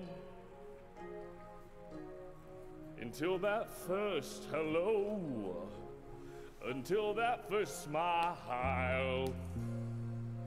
But if I had to do it all again, wouldn't change a thing. 'Cause this love's everlasting. Suddenly. So yeah, go check the SoundCloud. We only have up until a certain part. We didn't do the whole thing, but he did the entire first part, and Cliff decided to just basically put together the whole thing that he did. So Kurt does have a musical background. Actually, he is actually a trained singer. By the way, our favorite assholes are back, and then they're dead again.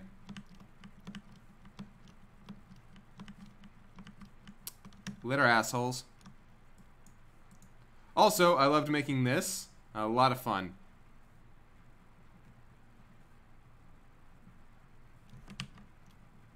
The Please Stand By scene with Sane's head on it. The name of the song is Suddenly by Billy Ocean.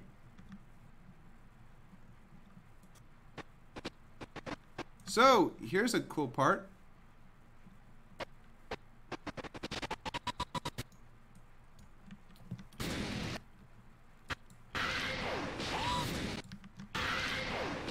Can you tell what the difference is? Neosi got rid of the sensu bag.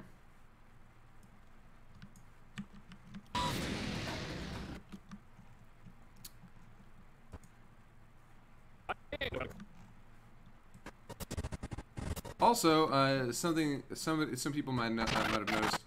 Also, I'm really sad. I actually should have put the sensu bag back into here, but we were running low on time. And Neosi, unfortunately, and as you'll see in part 3, ended up coming down with tendinitis. So he's actually out of the game right now.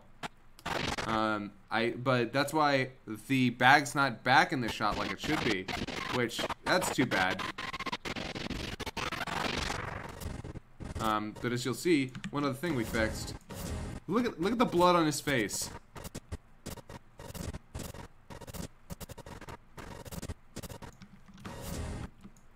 So that's one thing we wanted to fix. Don't.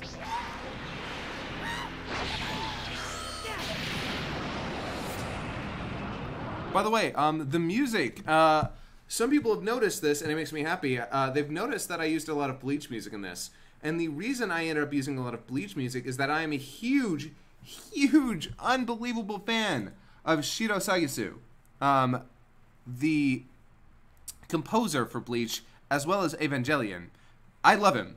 I love him so much. And I actually always personally believe that he should have been the composer for any more Dragon Ball stuff. Just flat out. No question. I think Shiro Sagisu should have been the composer for Dragon Ball material after Kikuchi. Gimme. Upon reflection, should have been mine. Should have been him saying mine. Wish I had. Gimme. Sure. On it. Try to forget your hat, Vegeta, and don't f it up. On. Don't f On it. Try to forget your hat, Vegeta, and don't fuck it up. Fucking. I'm sad that had to get censored because it is a lot funnier with him uncensored. Fucking. Hey, Krillin. Sensu bean. Okay, now let's just. So yeah, as you can tell, The senzu bean is new. I loved writing this part. I loved editing this part. Unfortunately, one of the problems that I ran into when I first edited this scene is that, well, I left this, like, what I had was, I had him reach into his bag like he does in the original.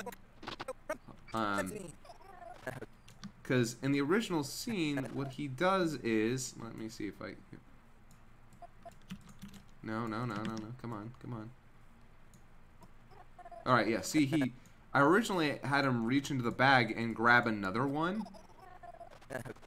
But then I realized we have a joke later on about the amount of senzu beans. And I was like, ooh, you know what? I am not gonna fuck with that joke. Because that's just asking for problems. I don't, like... So I had him, like, reach over, pick it back up, and then give him the one that had been on the ground, which is kind of funny in its own right. And of course... And so, this joke, these lines from Trunks here...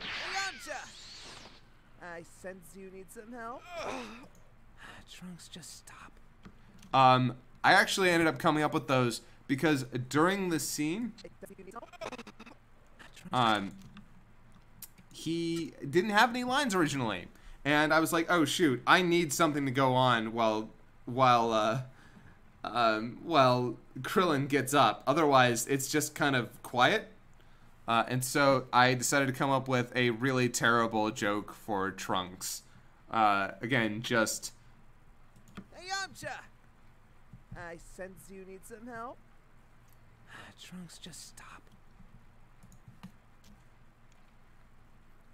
I wrote Trunks to be a punter because he's trying to have fun. He's trying to be like... He kind of wants to be like Krillin. If you'll notice. He wants to be this guy who's having fun, having a good time. He sees Krillin as kind of this uncle figure to him, almost. As a guy who's woefully out of his depth, but trying to have a good time. It just kind of made sense to me that Trunks would kind of find this kinship in Krillin. It kind of just naturally developed, to be honest.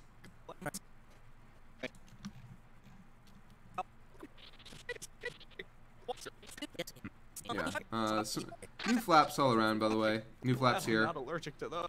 One. New flaps there. Beam Dad. Oh, and I love this shot. Beam Dad. Beam. Especially since I had to actually cut out the whatchamacallit, the hand here. Beam Dad. Yeah. Beam Dad. Yes. By the way, Super Duper Saiyan and Super D Duper Saiyan are actually Grant's jokes. Grant came up with that a while back, and we decided, you know what, that's really funny. We thought about using Mega Saiyan, Ultra Saiyan, and Maximum Over Saiyan, but it just wasn't as funny. It wasn't as funny.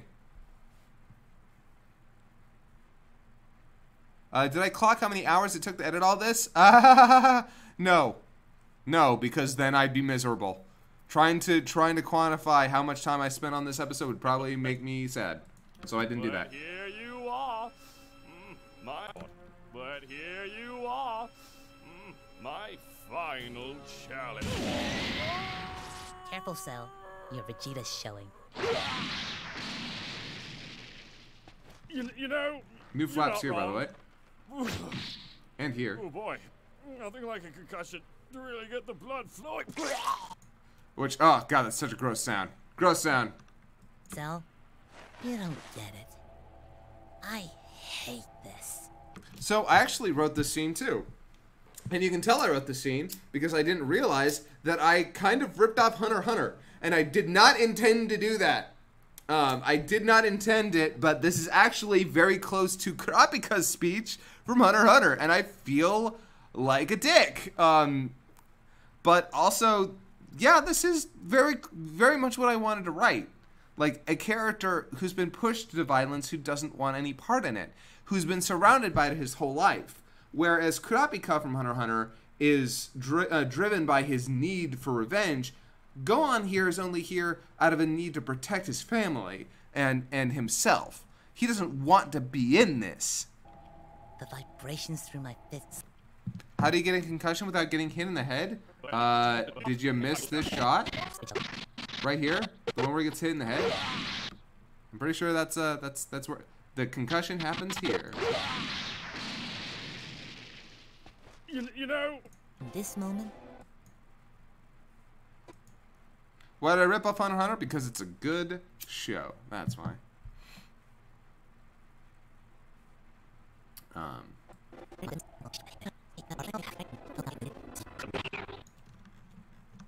Also, underappreciated line that I really love.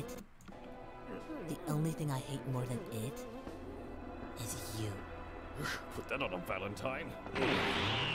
So this scene was actually written very differently at first, I'd like to point out. Originally, Cell was going to be much more flippant. He was going to be like, the scene played out like, oh wow, man, put that on a Valentine. But it was supposed to slowly dawn on him. But here, he's actually more on the defensive because that's just how the footage worked out. There was no way around it. So yeah. Oh, sorry. I have a lighter. We have a lot of candles in the office to kind of help with the fat, to try and make sure that this place doesn't smell too much like a bachelor pad. And I've got a lighter right next to my to my desk. So pardon me. Yes, I had squeak moments and I missed them. I know. But I'm also kind of glad that they're a Goku and Gohan thing. I'm kind of glad that, again, it's like father, like son. Well, glad I couldn't. Because there's no point in being afraid of the inevitable. So I like the implied death threat here. I was a fan of this. But I'm not scared anymore, Sal. Well, glad I couldn't. Because there's no point in being afraid of the inevitable. Any other substantial different directions you considered going with Gohan versus Cell early in the scripting process? Not really. This is kind of how it all shaped out. Didn't have a lot of alternates. By the way, the song that plays here, I can't remember the name of it. It's Frieza something. It's in Japanese, as you can see. Frieza no Reikoku or something. It's actually from Resurrection F, and I do love it.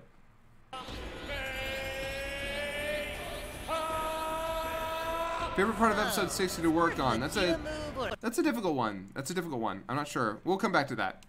But as we can see here, builds up the Kamehameha. And this is one of my favorite lines that we wrote for Cell. I could have just done these from the beginning. Instead, I thought I'd have some fun, throw a tournament, but f*** you! Suck my perfect dick! Suck My Perfect Dick was written by Nick, and he was a big fan of that line. I'm glad it came out as well as it did. It was a difficult scene to edit though, just to make sure that it worked out like he wanted. Originally, he was actually going to say that before he started the Kamehameha, but there was no way to do it with the way that the course of events played out.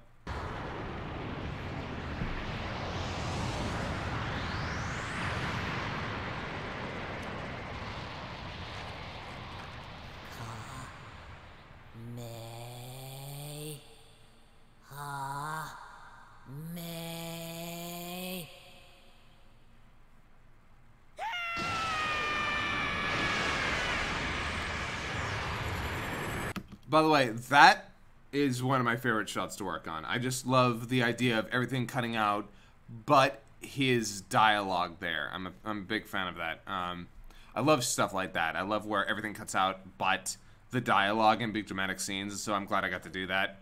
I love giving alternate takes on what happened in the original for the drama. How much does negative commentary from some fans affect us? Me rather poorly, but that's because I'm very defensive about our work. Now when people don't like the work, that's fine. I don't get defensive about that. I just kind of get in my own head.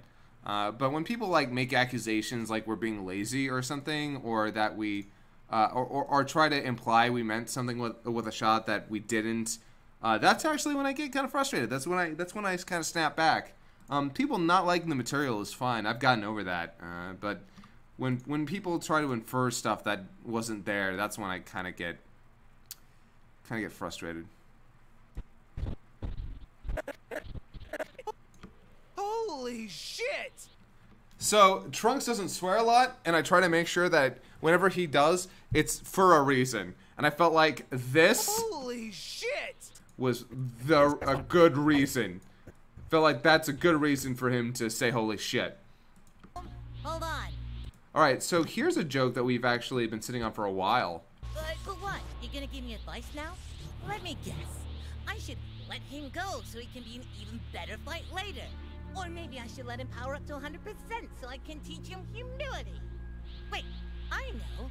I should throw him a goddamn sensu bean and let you fight him. So yeah, that joke's been in the what do you call it, the stockade. We've been sitting on that one for a while. A couple of jokes we've been waiting for, like the 16's last lines are another one that we were sitting on for a long while. Was anything thrown across the room while editing? Oh yeah, my computer likes to BSOD all the time. You better believe your butt that stuff was thrown. Also, I like the fact that people are referring to Gohan as Red Flag Gohan. Is that also a red flag? Crimson. Yeah, Red Flag Gohan is my is my new phrase for our version of Gohan. Also, I don't know if it was intentional. I'm not sure we meant to do this, but... Alright, Cell, we saw what losing your cool got you. So tone down the freezer and chill the hell. Done getting your shit together up there? Because I'm starting to get bored. What did you just say to me, you heartless little shit? I said I'm bored. You're boring me. So I'm not sure it was intentional, but the line is now tone down the Frieza and chill the hell out, being followed immediately by an insult that was originally given towards Frieza. I'm not sure that was intentional on our part. I just knew that that's the line. That's the line that Nick came up with.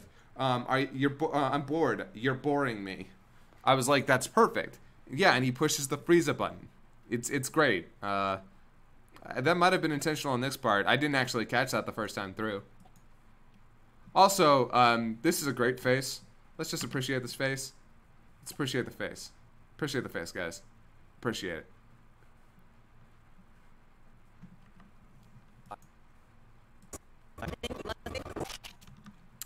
So, oh god, this shot took me forever to figure out how I wanted to do it. Like, you'd think it would be easy, but it was actually really tough. Luckily, I managed to figure out how I wanted to do it. It's just, it's strategic layering and editing, and it works out well. I'm glad it looks as well as it does, but I feel like it could have been done better. Also, Bayteen is... Android 18! Later. But my Bayteen! I will get a hose. I love Bayteen. I'm pretty sure Nick didn't come up with it first, but he came up with it in the scripting session. I was like, yeah, we're going with that. So, all the dialogue from, hold on. This is another scene that I'm pretty sure would benefit from me. Yep, alright, hold on. Oh my god. Okay, hold on.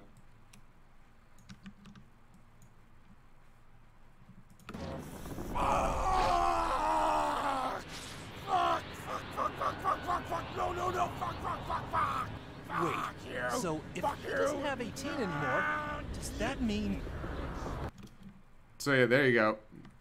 You guys got it all uncensored. Congratulations, kids. But yeah, so that's how that played out uncensored. Originally, that was not written like that. I just needed something from Kurt, and he's like, I know what to do. And then he gave me that, which, you know, ended up like this. No.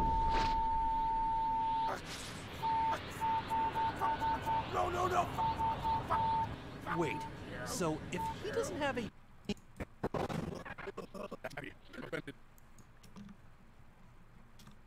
But yeah, new flaps. Oh wait, no. Turned into after he. Am I allowed to be offended by his lips? Yeah, new flaps for Krillin there. New flaps for Cell here. Yeah, we cut a lot of stuff down here. No. Also, need to point out is that this was not originally there.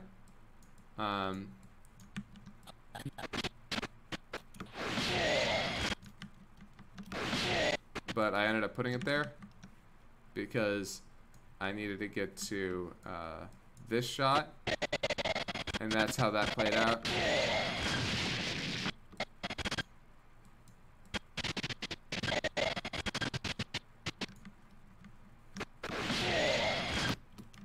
It ended up actually working out quite nicely.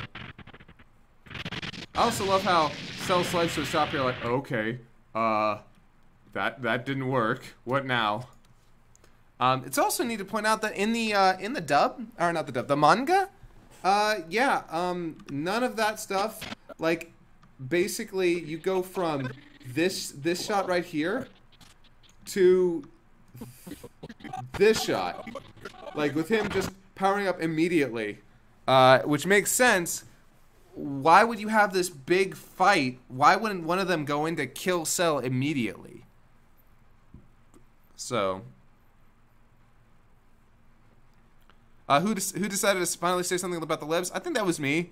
I was trying to figure out, like, what would they have to say about this, and I'm like, you know what? I think that's funny.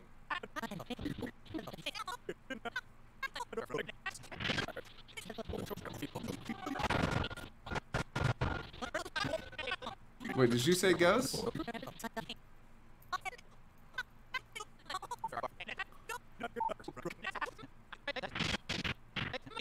Yeah, let's see.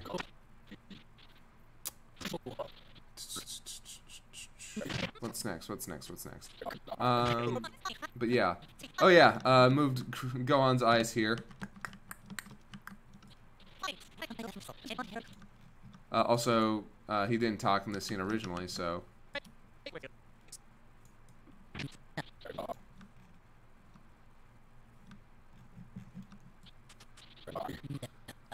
New flaps here as well.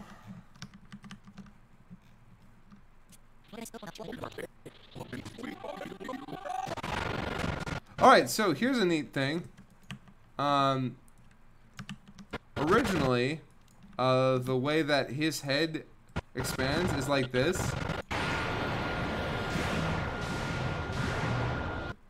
But I wanted to cut down on the time, so I had them all do it at the same time using some effects work. Which looks funny in its own way.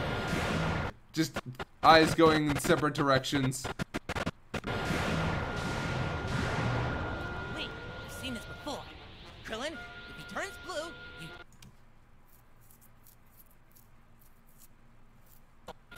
An Oompa Loompa!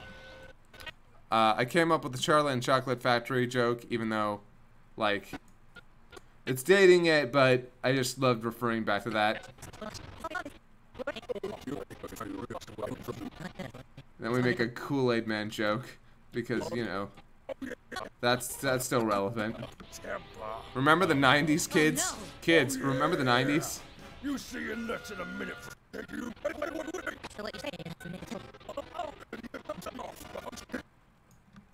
Oh god, okay, this was a nightmare. This whole shot right here, because his whole face and head moves while this happens. Punch, a kick, only for thin meat. I hate editing shots like this. They're literally my least favorite things to do. Hell, even this one wasn't as hard.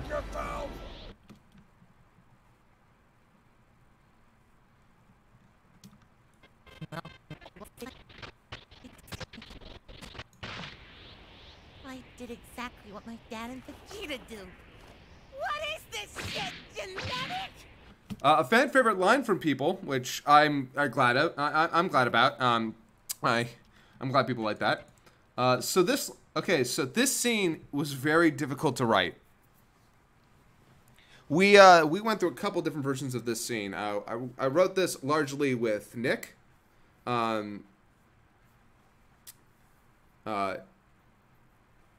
So yeah. Well, I guess I should go clean up my mess, huh? Goku? All of you, take it easy. Hey, don't. What are you doing? Why are you being dumb? Don't be dumb. Hold on. Premiere's being dumb. Give me a second. Gotta undumb itself real quick. Don't do that. Wait, are you? There we go. Huh? You have this big dramatic moment, but you keep the pop. But I added a reverb to the pop cut. Dramatic pop. Huh? Hey, son. Dad? What? Yo, son, what's up? What are you? I'm sorry. Fighting is... well, it makes me happy. And I just thought it would make you happy, too. I want you to know that that year we spent in the time chamber was the best year of my life. Take care of your mom. Hold on. Are you? I'm proud of you, Gohan. Bye, son.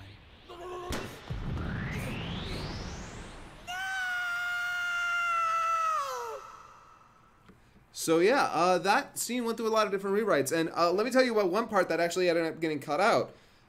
In the original part of the script, he says, "Hey son, I'm sorry. I know I'm not a good dad." But I was like, no, you know what? No, I'm cutting that part out. I'm cutting that part out right now. I'm cutting out the part where he says, "I know I'm not a good dad," because that's saying too much. That's Goku saying too much. But we wanted it to be, and we wanted this moment to be about Goku reaching out to Gohan, giving him something to show that he loves him and cares about him, and that just because he doesn't understand him doesn't mean that he doesn't want to be a dad to him. And so the line that we wrote was, and I specifically wrote the line, "I want you to know the time we spent in the time chamber, the year that we spent in the time chamber was the best year of my life." Meanwhile, Nick was insistent that it end on, "I'm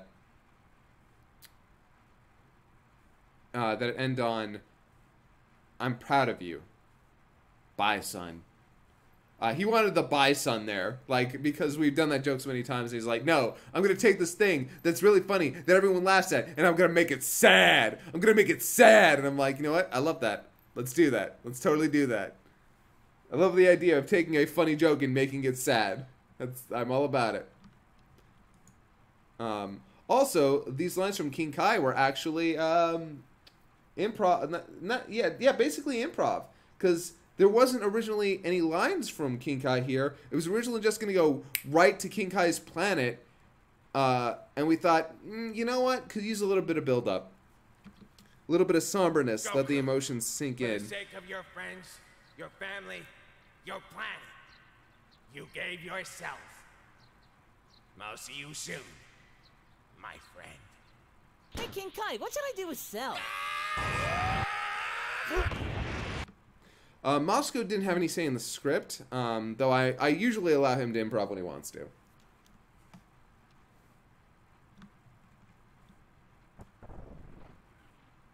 Also, the music that plays during Goku's death scene is more music from the Broly movie.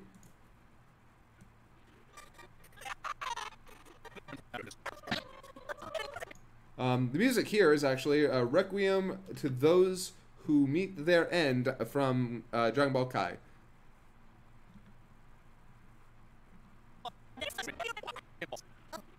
Also, I love that all that Krillin has to say is Dragon Balls. Dude, come on.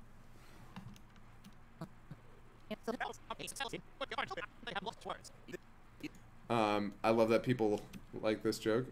Small edit here. Either you want some weed? Yes! Small joke, easy joke, but it works very well for the scene.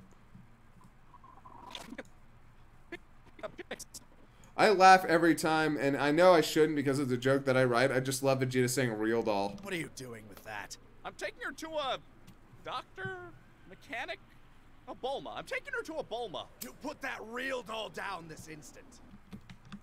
Such a dumb joke. Also, as you'll see, sorry, I skipped over this. You know, some edits to the eyes here. Don't want to go over every one of those because we'll be here all day. There's lip flaps everywhere. There were over 100 different lip flaps created for this episode alone.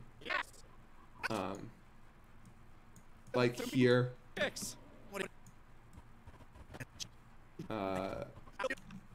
But yeah.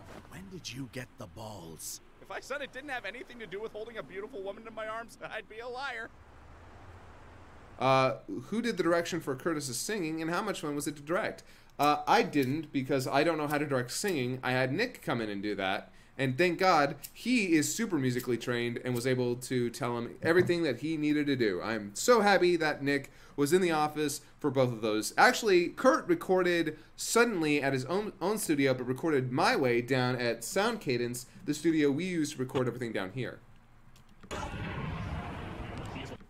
So yeah. He is for priceless, the look upon your faces. He is for extinction, all your puny races. So yeah, as you can see here, this scene played out very interestingly.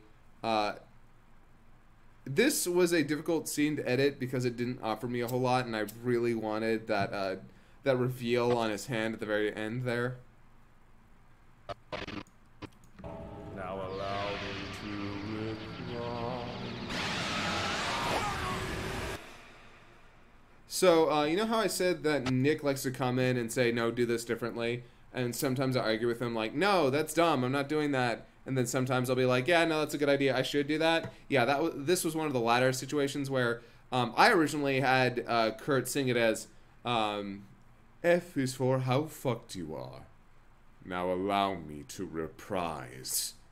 And Nick was like, no, different. Have him sing it, now allow me to reprise. I'm like, alright, fine. That probably will sound better. And it did.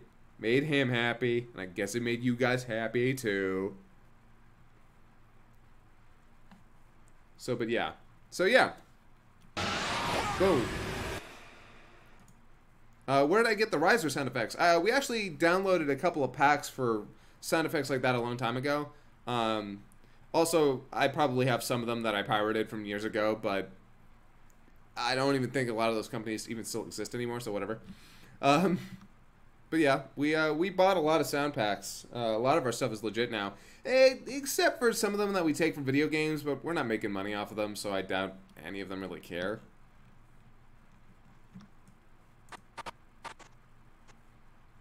But alright, it's right into part 3. Ah, shit, that was meant for TN. That's my B.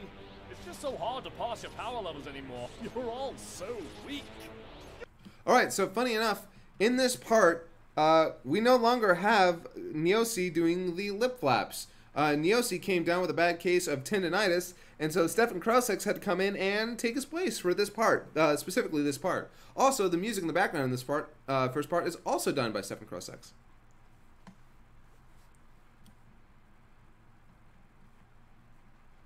Guys, Cell's back! Thanks, Yamcha. But I see those shocked expressions of yours, brains racking over how I'm back, and better than ever. And it all lies within my body.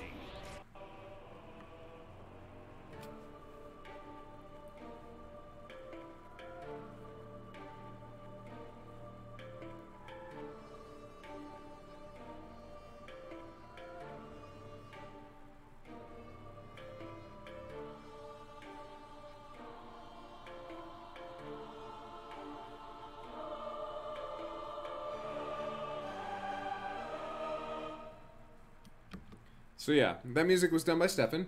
Good work, good work. As you can see, we like to call back to we like to call back very often to the Perfect Cell theme. I personally am not a fan of Falconer.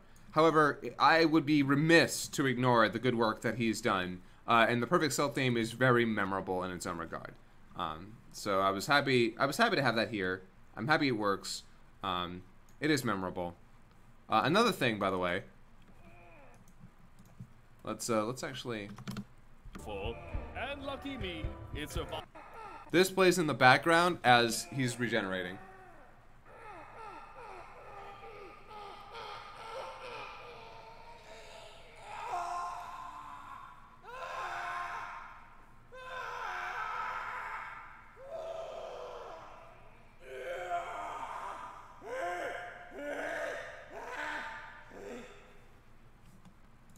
It's hard to hear in the actual thing. It's hard to hear, but it's there. Powerful and lucky. But the most important part is my inherited Saiyan biology, thanks dads, gave me a boost in my power, returning me not only to my perfect form, but yeah. New flaps, right? New flaps for Krillin. And for Yamcha. Okay, Yamcha, accurate, but tone it down. Also, I love how we wrote Cell and Yamcha. Their relationship has been something I've really enjoyed a lot. I don't know why he likes Yamcha. I just feel like I guess he just feels like there's after everything, it's like, you know what? No, I'm gonna be the one person here who doesn't give Yamcha shit. Asking for a friend. I'm not even mad you're still alive. I've got some shit to work through. Oh, is the cat in the cradle? Here, let me put you in a grave. That is one of the I wrote that line, and I'm really proud of that line. I know I've been saying a lot of like, I wrote this and I wrote that, and I can only take a lot of credit for the stuff that I write. It's hard for me to take credit for the stuff that or to point out the stuff that Nick or Kurt wrote, because basically that's everything else. Like, they write really good stuff. They write a lot of really funny stuff. So if I never say, hey, Kurt wrote this or Nick wrote that, you can assume that they wrote that and they're funnier guys than I am. So whenever I point out, hey, I wrote this, that's me being like, hey, I actually I did this one and I can take credit for that and I think it was good. And I was actually much of a fan of always the cat in the cradle. Here, let me put you in a grave. I'm personally a fan of that one. Now this scene, I was wondering how I was even gonna pull it off, and I really like how it all came together.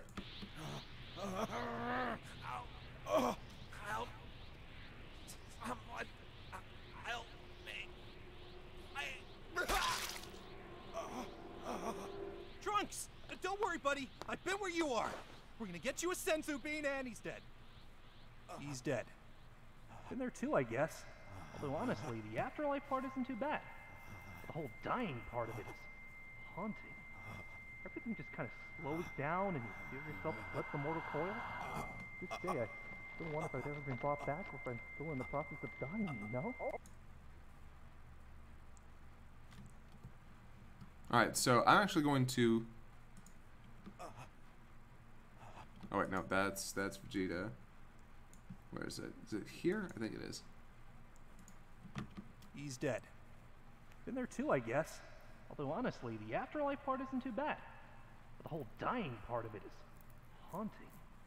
Everything just kind of slows down and you feel yourself slip the mortal coil. To this day, I still wonder if I've ever been brought back or if I'm still in the process of dying, you know? Oh my god, someone finally put it into words. Is it any easier the second time? So yeah, this whole scene, we wrote this out, and I wasn't sure we were going to be able to use all of it. I wasn't sure the scene was going to work out, and I was a huge fan of how this part came out. I was really a big fan of just Yamcha yammering on in the background about dying, while Vegeta just looks on in terror as his only child has died in front of him. Also, believe it or not, it's worse. My baby boy! Yeah, so this shot, boom.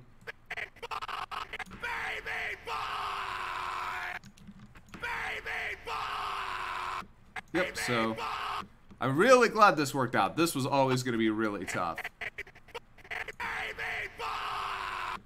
This was good work on Stefan's part. I actually had to go back in and do some minor edits afterwards. But again, that's normal. That's normal. He did the legwork for me. He did the hardest part. So going back in and doing some minor edits was not a tough part. Also, more Bleach music. Vegeta, no! Also, making a funny line dramatic or making a funny line sad. Vegeta, no. Vegeta, yes. And then making it funny again. Vegeta, no.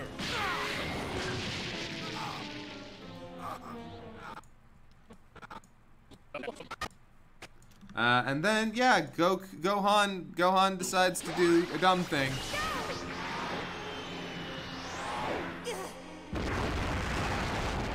Like an idiot, he takes that hit for Vegeta, even though, again, Dragon Balls.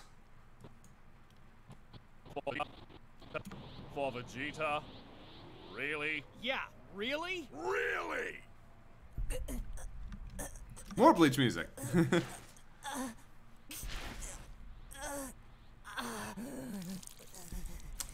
Yeah, that's gonna be an oof from me there. That's an oof. That's a oh, get some disinfectant on that. God damn.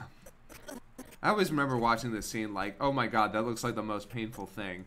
His arm is just ruined. That boy's monoplegic now. You won't kill anyone else. More new flaps from Stefan. Same here. However long it takes to charge this. Very good work by Stefan all throughout. New flaps here as well. We're out of sensu beans. I want you to know this. And so that's the line, by the way, that made me have to go back and change the like Trunks taking another sensu bean from his bag, because it's like, whoops, nope. Problems there, because we wrote this very specifically, and yeah, I'm gonna fix that. I'm gonna fix that right now, because that's gonna create an inconsistency. So I had him pick up the sensu bean from the ground and put it in Krillin's mouth. He's eaten worse. I'm pretty sure Krillin's eaten dirt plenty of times. Vegeta, you brain-dead idiot! Trunks could have been brought back, no problem. But no, you picked now to be a parent? Oh, well look at me. I'm no better. Could have just let you bite. Later, Ronin. Now I'm monoplegic and Cell's gonna kill us all. So, funny thing about this line here. The original line was along the lines of, now I'm gimped and Cell's gonna kill us all. And I had him say gimped because I felt like, okay, this is a rough Gohan. This is a very angry, very acidic Gohan. So I wasn't too afraid of using the word gimped here, even though it's kind of offensive. But, as I would find out, it's also for a leg, not an arm. Specifically for a leg, a limp. It gives you a limp. So I'm like, oh shit. So I can't remember who I talked to about it, but we came up with monoplegic. And monoplegic, I think, is really the best phrase he could have used, because how often do you get to use the word monoplegic? Now I'm monoplegic and Cell's gonna kill us all. Sorry. Oh wow, we are fucked. And that's the one uncensored F-bomb of this episode. I thought about censoring it. I did censor it, and then I was like, nope, this ruins it. It ruins the joke. And if it's going to ruin the joke, then at some point I have to consider, okay, do I censor it or do I leave it uncensored? And for this, I felt like for Gohan in this scene right now, no, it needs to be uncensored. Like, this is the most dire moment. This is literally the most dire moment they have been in. He deserves the fuck. I gave him one fuck. I gave him a fuck. Well, if this is it, then I love you. Hey, Tien, since this is the end... If you're about to say I love you, I swear to God. Actually, I was gonna say you're the biggest asshole I know. Oh. You're also my best friend. So were you, man. I love how both of them look away when they say this, like, man, after everything, it's hard to kind of look them in the eye.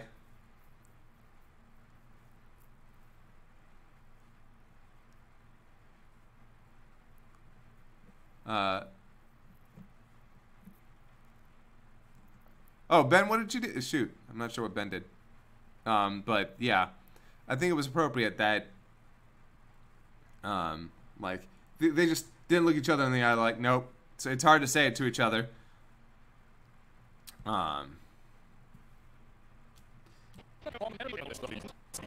So let's see what else. Oh, also, in the original line here. Honestly, Gohan, the maraschino cherry on top of all of this. Originally, the line was, you know, Gohan, the true acme of all this. And Kurt's like, dude, we're not using acme. And I'm like, come on, let's use acme. Come on. And he's like, no, people are just gonna think of Looney Tunes. Don't do it. I'm like, god damn it, fine. So we came up with the maraschino cherry on top. I'm like, cool. I got to be a little bit classy. And yeah, I think people have gotten acme though. I think people have gotten it. Live forever, free to roam the stars. I also came up with craft brewing for his hobby. Gonna have to pick up a hobby though. I'm thinking craft brewing. When did Gon get me the lines for Ten Shin Han? Literally a week. No, 3 days, I think, before the first part had to go up. Yep. Yeah. Yeah, I love Gon, but he can be like that. This is how I More died. new flaps? Down an arm and killed by an android. Why does this feel oddly familiar? Gohan, snap out of it! Your father wouldn't sit there and take it, and neither should you! So, a couple things about the scene. One, check our main channel and you'll find a You Say Run version of this scene.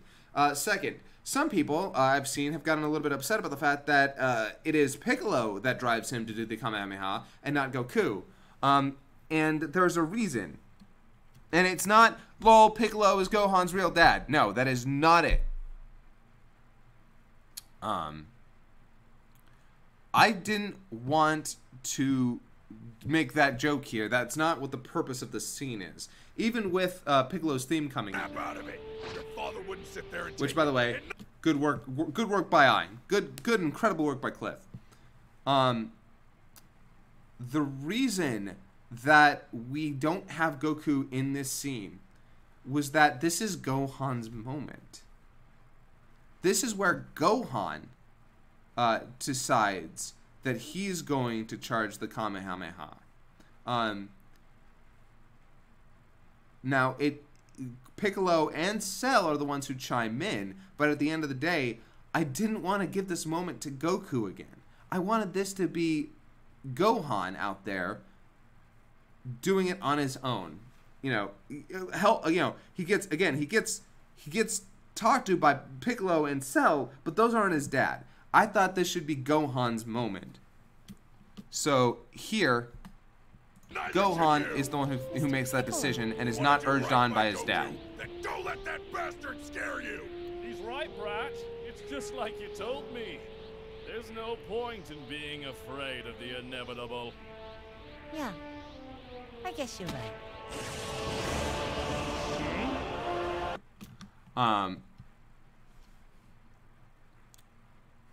So yeah. He charges the Kamehameha, which this scene was a lot of fun to edit. Give me what your daddy couldn't, before I send you home to him! Then, also, in this scene, I originally had this shot.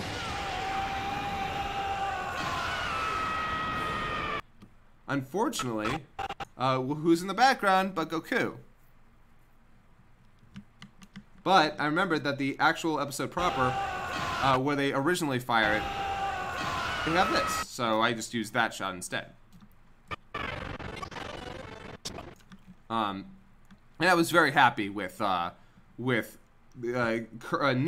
Kill him, Runt.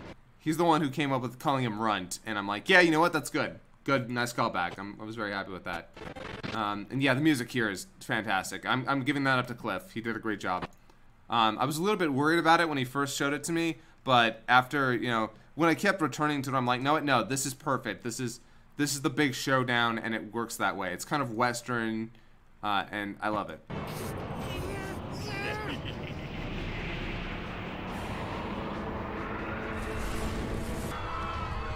And here we see the populace reacting. It's a real good thing beams don't just explode on impact with each other. Krillin giving the levity. Piccolo standing there like the doting uncle that he is. Then I'll start trying. Cell continuing to be an asshole. And then there was actually more to this shot, by the way. If someone with one arm speaks with sign language, is that a speech impediment or an accent? We originally had Ten Shinhan and Yamcha look at each other, both thinking, please don't let that be our last thoughts. But I was like, you know what, nah. We'll just have the one line from Krillin and then keep moving. Like, give a joke that leads into this part. Damn it! My legs feel like they're about to give out. I can't feel my arm, and nobody's shutting the hell up! Oh, sorry. I'll come back later. Dad? Hey, son. Sorry it took me so long to call. King Yama's line was the worst. I literally thought I skipped it and went straight to hell. Yep. The original music is available on our main channel. You can find it there. You can download it. It doesn't have all of it. We're thinking of actually putting together a Season 3 compilation, though, where basically it has all of the songs. But that's a possibility. Because there is some music that never made it onto YouTube or the SoundCloud. No matter what, though, I do want to try and put up all the music that was made by Stefan and Ein there. You should go to hell. Also, the phone won't stop yelling at me. Dad, I don't think I can do this. He's so much stronger, and it's all my fault. Now, I've talked about this a little bit on my Twitter. Here we have Gohan Angers, which was the original song used a while back. I think it was used in the transformation sequence for Gohan in the dub. And I'd heard it plenty of times. And I always thought, you know, oh yeah, I know, it's a decent enough tune, but it's also incredibly repetitive. It's not exceptionally good, if I had to be completely honest with you. I mean, it's catchy and it's memorable, but that doesn't make it exceptional. But here, I felt, no, this is perfect. This is the perfect place for it. And luckily, Cliff had the exact same idea. Cliff came to me before I even told him, and he's like, hey, so I'm thinking that we should use Gohan Angers in this scene. And I'm like, yes! Oh, no, absolutely! And I'm glad that we both had the same idea. My cowardice, then my hubris, and now my weakness. Because it works beautifully. Gohan, I want to tell you that if you don't do this, Piccolo is gonna die. Your mom's gonna die. Everyone is gonna die. And that made this scene for me, because I wrote these lines. I wrote, like, this whole part with Goku and Gohan here, I wrote this because I needed something emotional and impactful. And I was like, you know, I could tell you that all these people are going to die, but that doesn't matter. Because at the end of the day, you're going to die. And you are so much better than that. You shouldn't die here. You're awesome. You're amazing. Don't let him beat you. And I thought that was, like, that's the message I wanted to get through. And he's like, you're better than that. You're better than him. You're better than me. And that's why I needed this shot. It's after Gohan hears that, after he finally hears, no, you are good. You are great. You can do this. It's an acknowledgement from his father, but it's also more than that. It's this big moment where everything comes to a head, and I was really happy to write that. I'm not even close to that strong yet. I think Nick is the one who wrote the yet. He's like, nah, then it's a perfect cutaway. Yet. You are more than just my son. You are Son Gohan. I'm pretty sure Nick wrote this part, though. Now plant your feet, grit your teeth, and eat that horse! So what's this, Brat? Your second wind or your dying gasp? Either way, it doesn't matter. Editing these scenes was a nightmare. with everything moving in front of their goddamn faces. Son of a bitch. Son of every single bitch. Either way, it doesn't matter.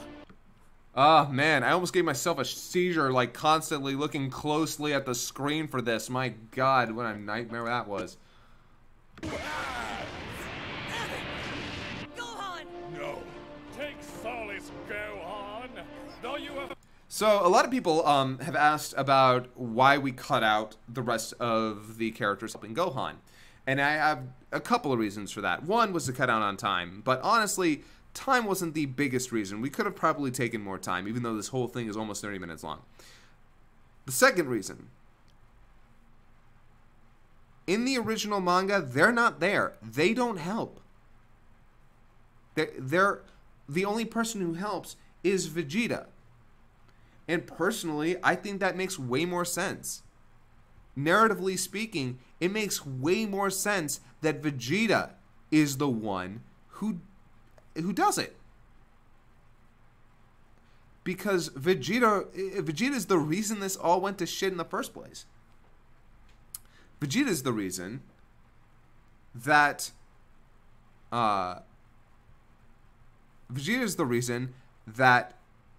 Imperfect Cell even became perfect in the first place. He fucked up. He let his child die because of his mistakes. So at the end of the day, it needed to be Vegeta who does it. It had to be his actions that finally made up for all the shit that he did. So I was like, no, not any of the other guys. Everybody else is stunned in inaction. Vegeta is the one who's like, no, I have to help. I have to be the reason that we win. And I think that narratively that works so much more. And third, it made no goddamn sense that Piccolo, Tenshinhan, Yamcha, and Krillin didn't do shit to Cell, and yet Vegeta does in one blast? That's dumb. I don't care how powerful Vegeta is. That's dumb. You cannot just sit here and tell me that 4 of the strongest people on the planet can't do a single bit of shit to Cell while he's busy fighting Gohan, yet one shot from Vegeta and suddenly Cell's day is fucked up? Nah, that's dumb. I'm not buying it. I think Toei messed up with that. This works better. So.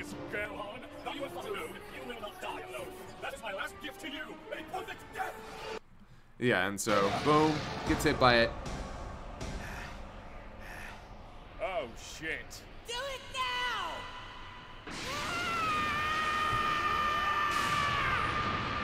Oh, shit! So, interesting thing about this scene, this wasn't the original song we chose. Yeah. In fact, I ended up changing this song while I was editing part 3. Editing it, like laying down all the footage.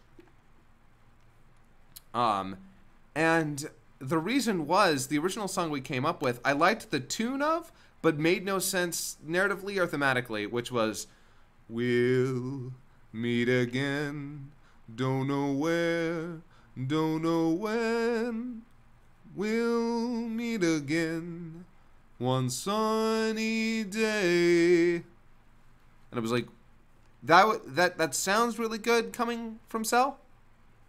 That's interesting. But it makes no sense. They never meet again. Why would we use that song? I mean, again, it sounds really neat. And it goes out on a song which is very Cell, but it's like, that doesn't work. Why are we doing that? And so we decided, you know what? No, we're not doing that. And I even called Kurt. I'm like, Kurt, I need your help. What song do we use? Because I don't like this one, and I want to do something else. And then he said, My Way. And he's like, I know this is going to sound really stupid, but I heard it in Sing. You know, the one with the singing animals. And I'm like, no! That's perfect! It's so good! Everything about it! Everything about it works. We're doing that. We're totally doing that. I love that fucking song. And so, yeah, that's the one we did. We went with that song instead. And so, you know, he sang it twice. Once, he actually sang it a couple times.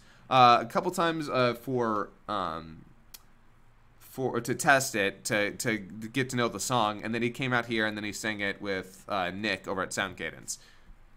So yeah, and it came out real well. Editing it together was a lot of fun too.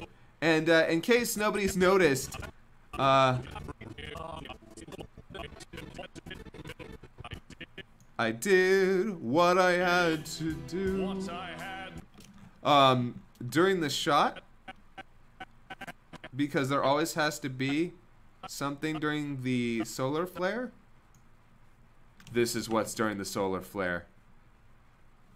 Drink it in.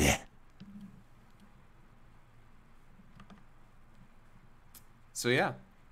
I got this done because I was tired of stealing images off the internet and modifying them. So I just went to our artist Bracky and I'm like, Bracky, do me a favor. Make this monstrosity. And he did. Because he's good. I paid him for it.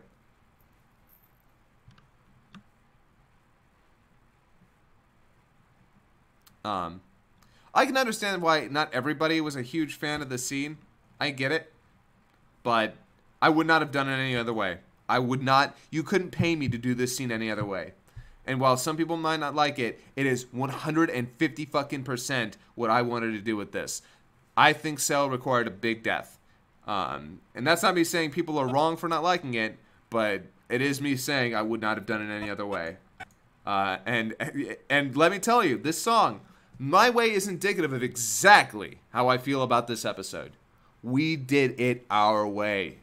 This is the way that we did it. Some people may not like it. Some people may not have enjoyed it, and that's cool. But this is exactly what we wanted. I put in every ounce of myself into this. I put every ounce of myself into this episode to make it the best that it could be.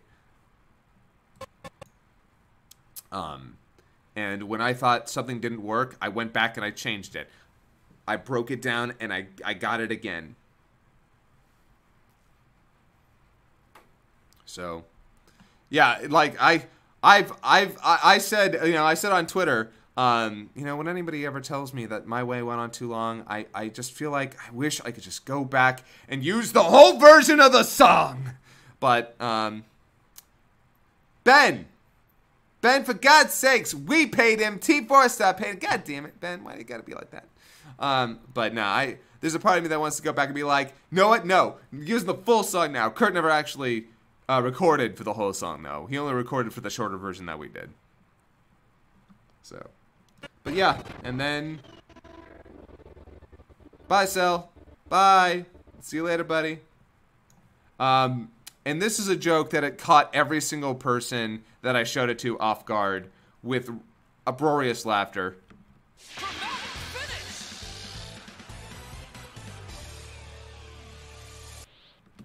I am so glad that joke's in there. It's such a weird joke, but it is also the joke that I wanted to be in there. I think it's the perfect cap to the scene. I think it, like, after that big dramatic moment, yep, let's have some fun. Let's just have some fun. And I thought that was the right joke for that point. I think it was Nick's idea, actually. Dramatic finish. Yeah.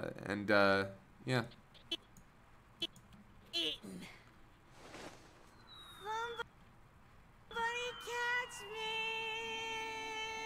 He's dead. Cell is dead. Nobody's gonna hold it against me if I start crying, are they? Better now than 5 minutes ago. So, buddy, you beat your first bad guy. How's it feel? So I actually had to talk to my husband, who's a biologist, and I'm like, hey, so when the body starts shutting down non-critical functions to preserve oxygen and energy, what does that call? And it's like, that's the autonomic nervous system you're looking for. Autonomic. I'm like, thank you, husband. You're very helpful. And more flaps by Stefan here. My autonomic nervous system very good job. all non-critical Stefan did a very good job. He actually had to fill in last minute, and I'm very thankful for that. You have very soft hands. And apparently Yamcha has very soft hands.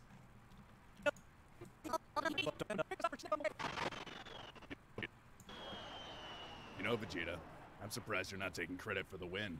I'm surprised you're not thanking me for saving your worthless lives. Well, don't worry. We'll go revive your baby boy.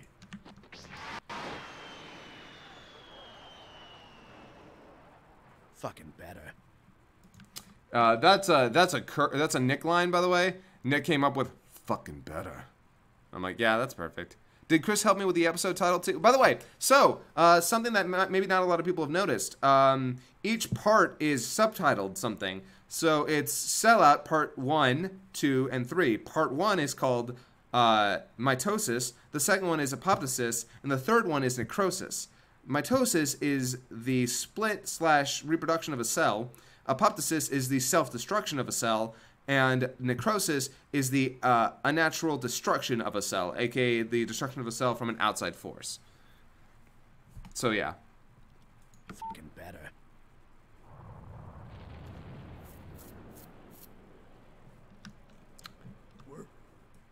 Not a lot of editing had to go into the scene, although there's one part about the scene that I really do enjoy.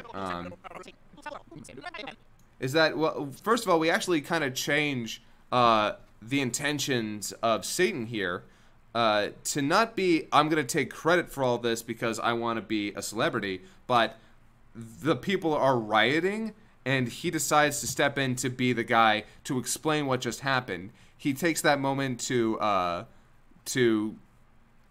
be the hero that people need in that moment to help calm the rioting. I also originally was writing a line in there about how about where Jimmy basically says, Mr. Satan, could you please explain to your millions of scared and apparently rioting fans and your daughter what happened? For one reason or another, we cut the daughter line. I kind of wish we could have kept it, but both Kurt and Nick kind of felt like it was a little bit too much. But I love the idea of Mr. Satan doing it for his daughter. So, and then again, I love tying Mr. Satan back into his daughter. I feel like it's setting up for that is a good thing. Also, something else. Cell is dead. And I am the one who took him down! So, this is something that maybe not a lot of people will catch. The music And I am the one who took him down! switches suddenly to playing out of the speakers during this scene, which implies that the music is diegetic? That it's happening in the actual scene? It makes no sense, honestly, but I don't know. I just felt like that was the only way for it to happen. Is there a body, Mr. Satan? No! And also, quick. Satan. No! Yeah, I like the little zoom here that I did. It worked out well. This shot was actually kind of a pain in the ass because of how it's edited together. Jimmy, that's why it's called Mr. Satan's Megatron. These are actually from two different shots, so I had to kind of clip them together, but the background moves, so I hate how it jerks like that. What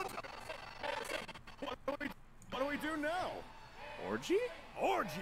Yeah! F this city! Also, Grant yelling, "Fuck this city." Well, King Furry, it seems that we were victorious today. Yes, sir. I too believe it was the son of that Goku fellow. By the way, that's Kellen Goff as Officer Merlino, or Captain Merlino, actually. Yeah, Captain Merlino.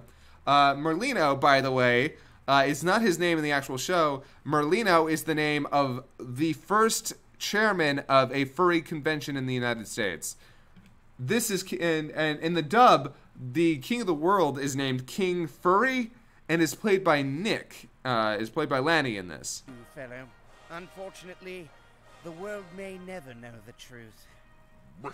We'll go for walkies later, sir. The orgy has begun. Gohan, what did you idiots do? Nothing. We just let him fight Cell. And our good little green boy's back. Yo, it's the Dendays. It's the God of Earth. Not a lot in terms of editing here. A lot of stuff. Just a lot of lip flap stuff. Lip flaps here. New lip flaps for Yamcha here. New flaps for Piccolo here. This scene, we were actually not sure what to do with this scene when we got here. There's a lot that went into it. We weren't sure how to handle a lot of this because this wasn't a scene we really kind of sat back and thought about. So a lot of different ideas went into it. At the end of the day, I'm glad with how it came out. It's just not one of those scenes where we planned a lot. You know what I mean? Huh? Although I actually wrote this line very late into the process. Okay, so why did you bring 2 dead chicks to my lookout? The original line was, "Yo, what's up with this blonde bitch, though?" And I'm like, you know what? Maybe we'll avoid making Dende sound too. Let's just say, let's just not make too many implications with Dende. So we decided. I decided to change up his dialogue a little bit. Okay, so why did you bring 2 dead chicks to my lookout? Huh? Good morning, sunshine. Where am I? What happened? Where's Cell? Funny thing is, I actually wrote a lot of Dende about how, like, with how I used to talk back when I was in high school.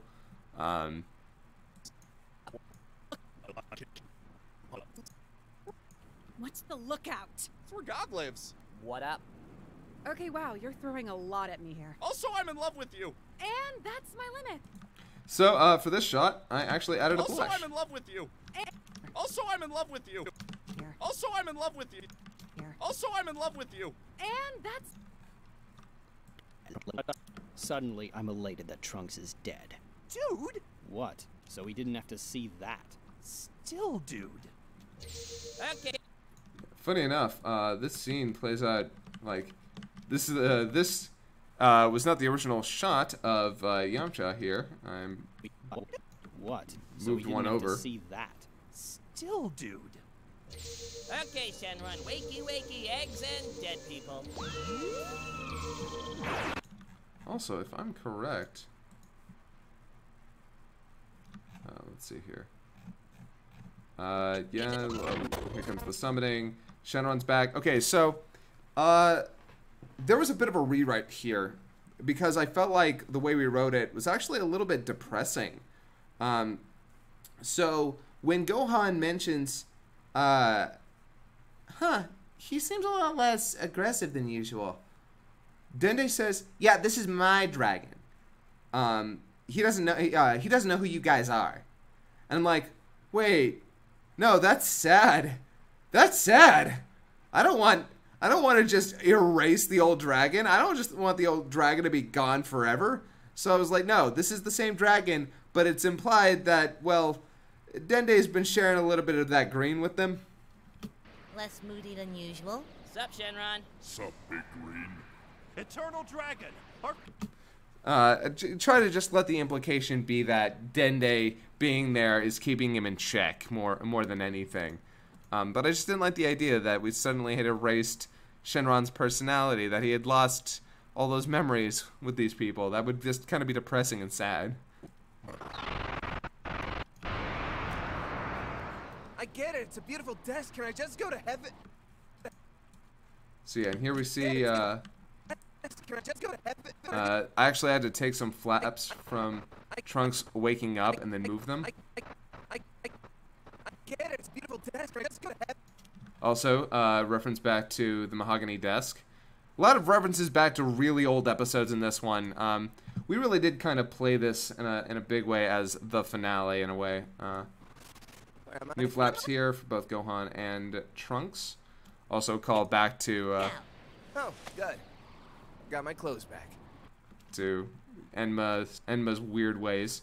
Alright, since you resurrected more than one person, you only have one wish left. Make it count. New flaps for the Dendays. You wanna tell them? New flaps for Popo. Popo was originally not smiling in this shot. Yeah, I had to fix that. New flaps for What? For Gohan here. Actually, Gohan wasn't even originally in this shot. There's a lot of things going on here. I just needed a shot for Gohan. Let's see. Yep, and then suddenly, okay, so here's something that not a lot of people got. You wanna tell him or should I? Don't talk to me! Dad? Goku? Hey guys, I'm in heaven with King Kai. Yeah, thanks for specifying on Earth, by the way. Yamcha, you asshole! So a lot of people actually didn't get the joke here. A lot of people were like, hey, why is King Kai calling Yamcha an asshole? This line specifically. Yeah, thanks for specifying on Earth, by the way. Alright, remember that. Eternal Dragon, our first wish is to bring back everyone on Earth killed by Cell. Yeah, thanks for specifying on Earth, by the way. Yamcha, you asshole! King Kai is still dead in this. And they had to kind of come up with this explanation of, oh yeah, King Kai said that he'll spend some time with me in the afterlife to show me around. Which is like, okay, that's a weird explanation out of nowhere to keep King Kai dead. Sure, no, that makes sense. And I'm like, you know what? No. I'm gonna change that. We're gonna make Yamcha's line very specifically on Earth. I just love the idea that the only reason that King Kai stays dead is because Yamcha screws him over by saying on Earth.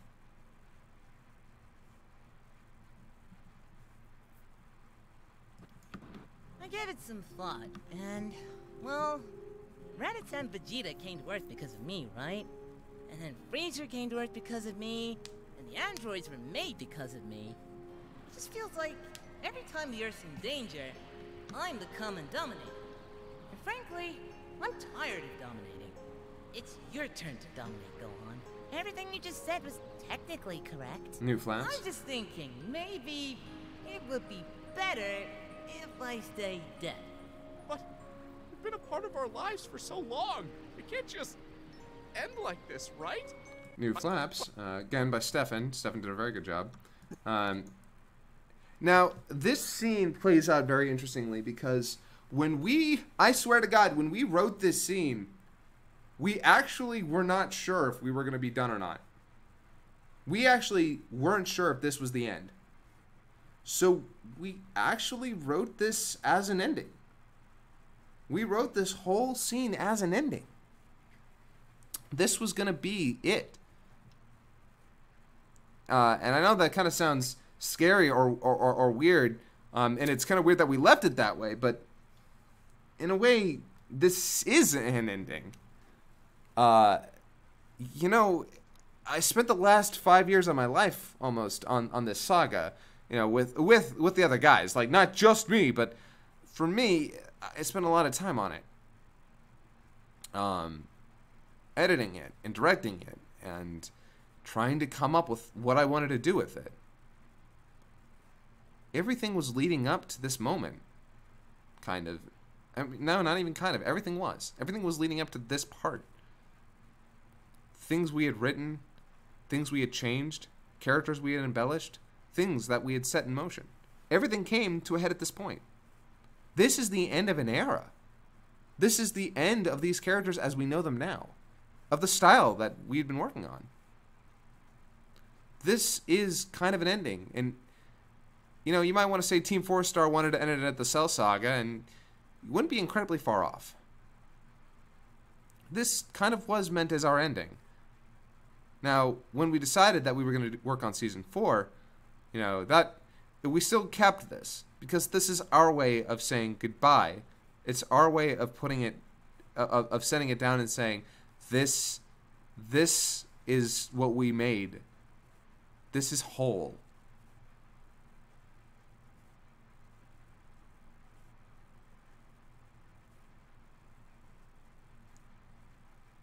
I'm glad that we're working on the Boo Saga because I have a lot of funny ideas. I have a lot of things that I want to do, and I don't want to just let them sit there. But the Cell Saga, I gave my all for this. We all did. We wanted to make this more than just a bunch of jokes. We wanted to make it funny. But we also wanted to make it mean something. We wanted to make it special. We wanted this to be a love letter to the thing that brought us all together and really write this as just our au revoir. So, when I used this song, actually, I used We Were Angels in this scene. It was a really big thing. Yes, I would most definitely say we did it our way. And again, that's why that song meant so much to me. I'm like, I keep going back to like, we did it our way. And I don't want anybody to try and, like, anybody can not like it. That's fine. You know what? I don't care if they don't like this. I don't care if they don't like what we did. But when I chose We Were Angels for this scene, I had to really think to myself what it meant. And We Were Angels is a song all about looking at a past life. And you know, the lives we lived, and what they meant. And I just felt like it was appropriate for this scene, for Goku, for him to say goodbye as We Were Angels plays in the background. So. This doesn't have to be goodbye forever. Maybe one day, when the time is right, I'll come back to see you again. But it is goodbye. For now, at least. Gohan, I know Dad, don't. It's okay. Because you were right about one thing. I can take care of us. Just promise you'll call every once in a while? Of course. I am not your cell phone! Whoops, I gotta go here, getting some interference. Take care, Gohan, and say hi to your little brother for me. Wait, Mom's pregnant? Bye, sons! Now, where's the off button? Get your hands off me! Ah, my eye!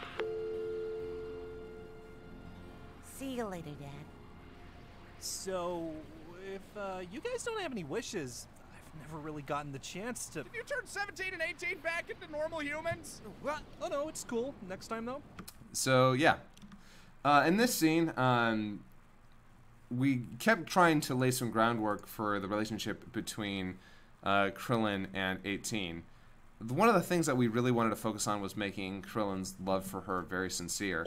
I mean, it's an infatuation because he barely knows her, but he also wants to trust that she can be a good person, that she hasn't been given the opportunity, and the more he sees her, the more he kind of falls in love because she's not just beautiful, but she's strong. And we wanted to make sure that this didn't come off as, oh, I brought you back to life, so I get sex now. Like, we didn't want to make it this transaction of karma. We wanted to make sure that what Krillin did, he did because it was the right thing to do. Jiro stole their lives away from them. Because as far as he knows, there's no chance that 18's ever going to know what happened. Bullshit! Look, I don't make the rules. Then who does? Hi. Because they are incredibly fair and balanced. Honestly, man, I don't see the downside to being an android. You know, except walking around with a nuke in your... What happened to Krillin's 6-foot hoagie? He gave it to 18 at the end of part 3. So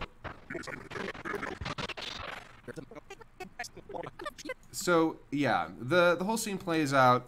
We get a very frustrated Trunks, obviously, that Krillin would dare spend his wish on the behalf of the people that murdered his master and destroyed his timeline. You got to imagine the salt there, the unmitigated salt there on the behalf of Trunks. Like, are you fucking kidding?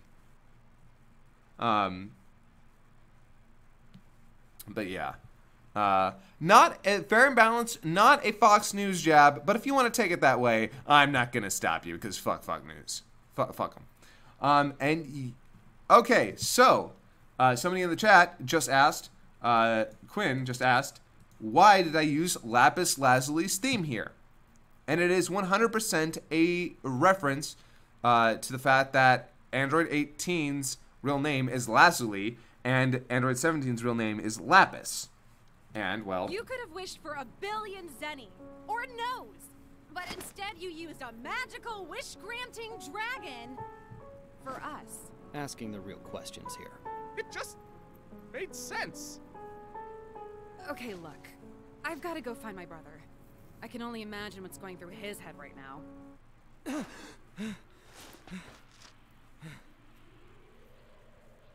I never did get that boat. I actually bet it's a name. But... let's talk later. Wait, but what's your number? 18! Guess I flew into that one.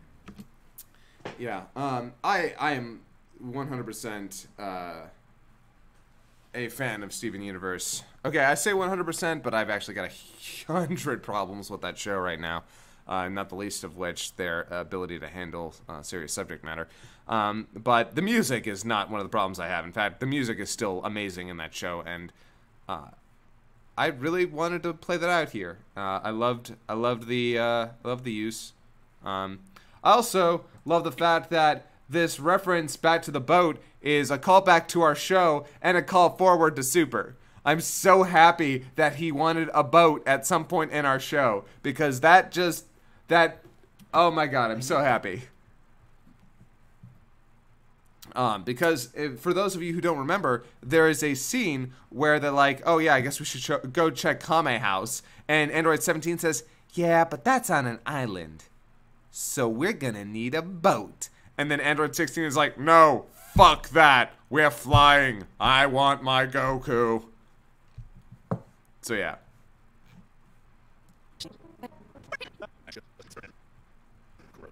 Also, the last lines from Nail and Kami of the season. Grillin's got a girlfriend. Gross. Well, I better get home. I told Chaozu if I wasn't dead by the end of the day, that we'd eat out. Gay. I'll miss you too, Yamcha. Also, a gay from Yamcha. Something we haven't done in a lot of episodes. But you know what? It felt good for this moment. Let's give Yamcha one of his classic lines. Gay. I'll miss you too, Yamcha. Thank you for all of your help, Mr. Tenshinhan. You're the one who picked up our slack, kid. Now keep that bright head in the clouds and strong feet on the ground. And Trunks? Huh? Go wreck their shit. So, funny thing, the original line here from Tenshinhan was, he says that to go on. He says, keep that bright head in the clouds and strong feet on the ground. And then he turns to Trunks and says, and Trunks, go fix your shit. That was the original line. Because I kind of wanted Tenshinhan to be this guy who's like really nice in one second and an asshole the other.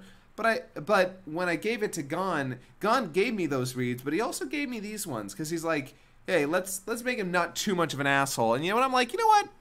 This is nice. It's nice. I like that. Go wreck their shit. That's the idea. And I made sure to like give a visual representation too. Like these are the guys he's referring to. These shit. Assholes. That's the idea. Until we meet again, which will probably be when the world's in danger, so just keep a close eye on Vegeta. Not intentionally a call forward, but yeah, next time the world's in danger, fucking Vegeta pulls some shit. Can any of you get a read on that guy? Not even close.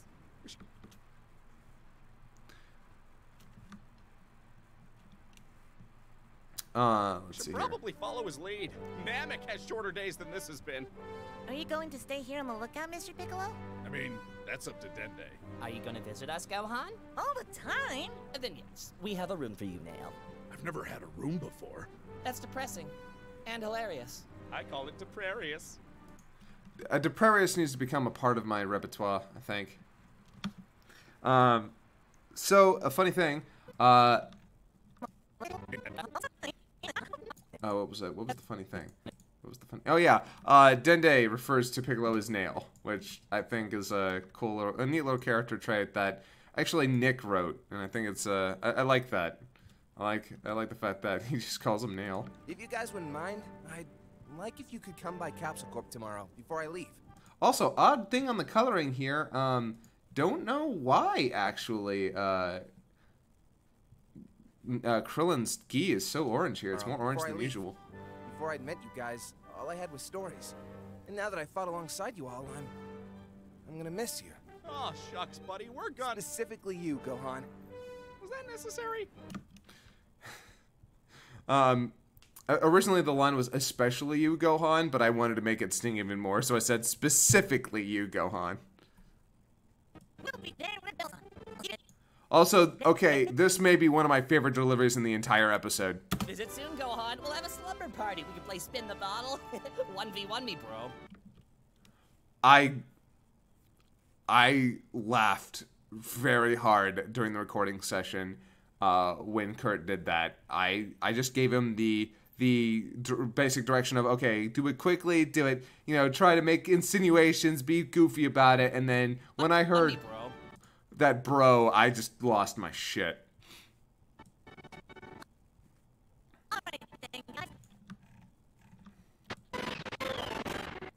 There was actually a line here from Yajirobe that ended up getting cut because it just didn't work with the shot, where he's like, "Hey guys, we're having a potluck next week, bring booze!" But it got cut. Good job, everybody. See you at Capsule Corp.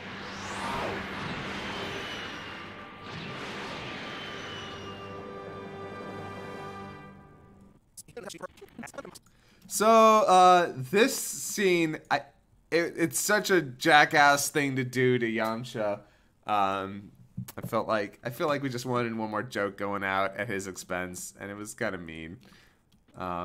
Also, somebody on Tumblr was like, excuse me, and it shows a picture from Super that has Vegeta, Bulma, and Goku in the time machine with Trunks. And it's like, yeah, but at the same time, man, like, in the original show, they only said that there was room enough for one person and that they couldn't fit two people in there. Super's the one who decided that they wanted to throw that out the window.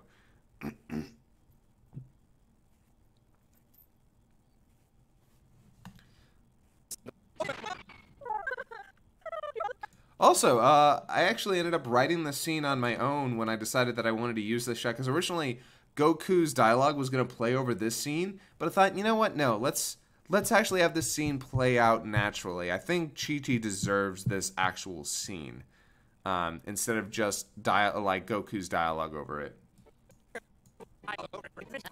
Now, Goku's dialogue here is like another follow-up to the dialogue from earlier. It's now they can focus on their own futures, and that was something that mattered a lot, because when we thought DBZA was ending, it was like, you know what?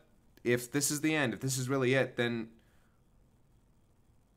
I think we have to focus on the future, on new things, on different things. I think that was the only option.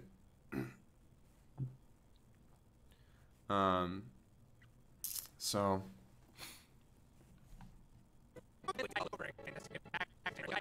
Most men would die all over again just to get back what you had. A loving wife, 2 sons, unearthly powers. Yeah, but those aren't going anywhere. And if they do, it'll probably just be back to me. It's a win-win. That's such a fucked up line, but it's so Goku. It's, yeah, but they're not going anywhere. But if they do, that means they died, and then they'll just be back to me. Yay! Goku's such a weird fellow, I think. Also, hold on. I'm going to actually mute Goku here. Ah, fuck you. Alright, go ahead, save, whatever.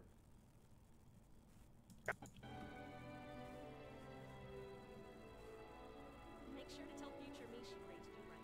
Oh, I've got a lot to tell you. I'm gonna miss you, Trunks. Safe trip back to the future, McFly. Big F there.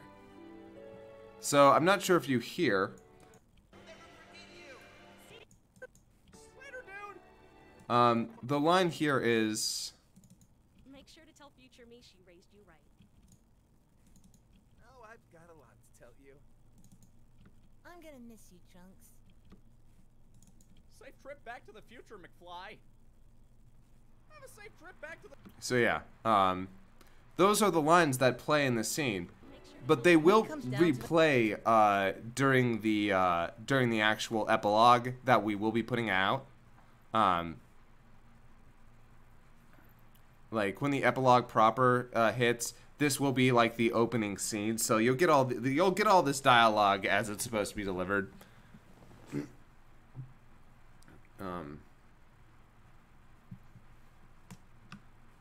But yeah, so this whole scene is supposed to be, hey, like, it's okay, things change, and change is okay. You're allowed to change, like, and change, like, Goku even says, like, I don't mind change. Change is fine.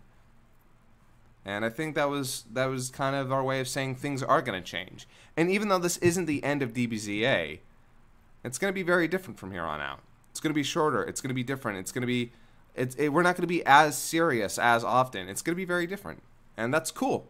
I think it's for the best. I think it is the right move for us to make. Otherwise, we wouldn't have done it. It's that everyone is strong. Also, yes. Everyone is stronger than everyone is stronger than they think they are. Yeah. I think Nick. I'm pretty sure Nick was the one who came up with this joke, and I'm like, absolutely, we can do that. I know. I absolutely believe we can do that, and we're definitely doing that. There's no question. Absolutely. And we both agreed that the smile was absolutely necessary. And then.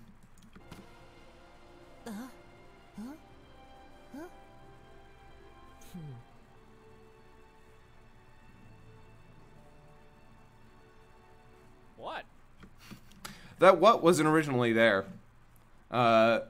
Nick decided that he was like, you know what? I'm gonna record something for that. Let me go record something for that. And he's like, yep, that's perfect. It's perfect for that shot. Also, something else I wanted to point out, now that I'm remembering it, is that, oh shit, no, fuck you. All right, so in this shot right here, that shot of Goku's from another shot entirely. I was pregnant, license. Now, where's the old button? But I ended up using it here Where's the old button? Get your hands off me! because I felt like it was perfect for the scene. License. Now, where's the old button? Get your hands off me! Ah, my eye! I thought it was perfect to use there. It's also a very classic shot. I wanted to use it. So yeah, but yeah, so. What? And then we have the ending credit sequence. The ending credit sequence was actually put together by Masako. I had the idea of taking manga chapter covers and then using them to show the events of the saga. And I think it turned out real well. I absolutely positively loved the work he did by, with each transformation, taking characters out and then just leaving poor old 16. I think he did a wonderful job. Absolutely marvelous. And we are planning on a karaoke release of Unmei no Hi, of Day of Fate. So don't worry about that. That'll be coming soon.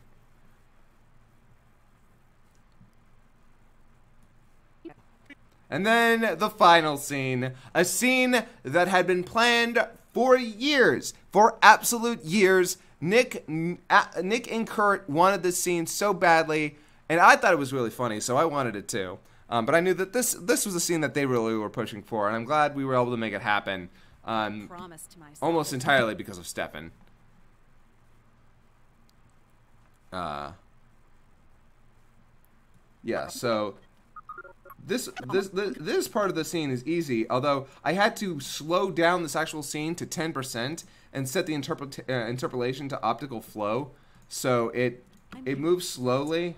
but it's not jarring. There's no ghosting. Drop your The worst part about it though is that you get a lot of that noise problem. Just a heads up, But we did our best. Oh my God.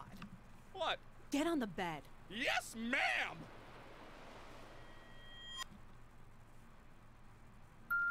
And now we have a moment that actually made me tear up while editing it. And I'm not gonna lie.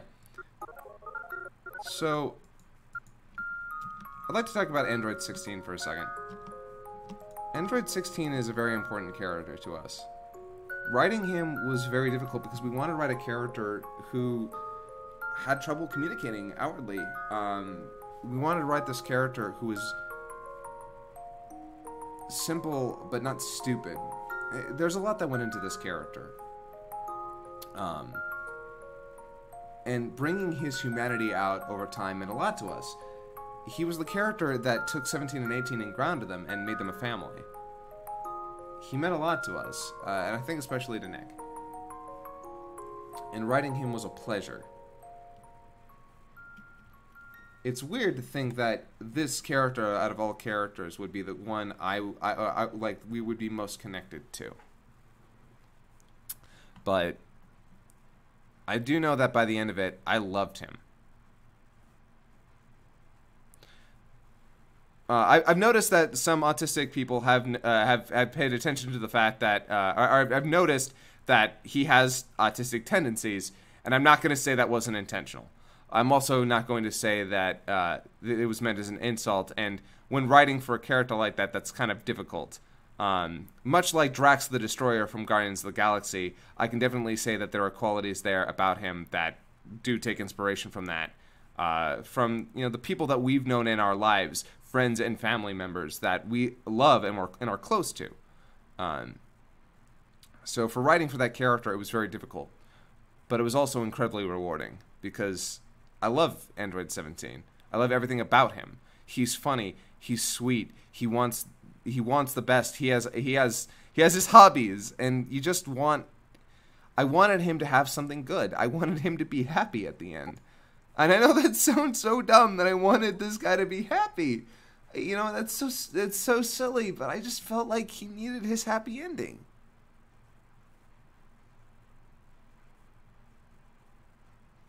And I went to Malik. And I was like, "Hey Malik, I want to have a picture. I want to have a picture of Android 16, and I want it to to be him underneath a tree with some birds in a beautiful field. I want him to have his happy ending, and this is what we got. He actually made the tree in 16. I actually found a beautiful landscape for the background, and we merged them together. And this was the background's stock, so.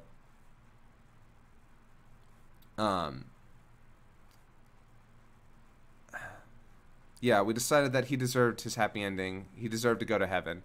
That the line from Cell that he never had a soul, I wanted to undo that. I wanted to be like, no, Cell was wrong. You're an asshole. And he's in heaven up there with his birds. And a dead Goku. There's a dead Goku up there. I would love a scene where they run into each other and just and Android 16 is like, I truly got everything I wanted. So yeah. If you want the Music Box version of Day of Fate, actually, that is a video on YouTube that it was free to use. In the description, he's like, hey, just make sure you credit me in the description. It's actually in our description, so if you go to the description for part 3, you'll find it there. It's a beautiful song. I absolutely love it. So yeah, Android 16. He's one of my favorite characters we've ever written, and I wanted him to give him a beautiful send-off, and I like this.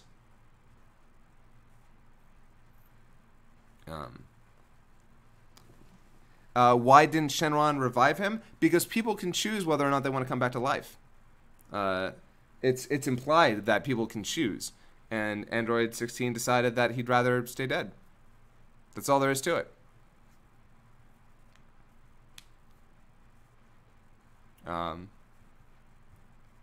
So Android 16 decided that he'd rather live in heaven than come back to Earth, and you know what? I think that's fine. I think he deserves that. Also, if you want the full version of this image in high definition, which we have it in wallpaper size, check out Twitter.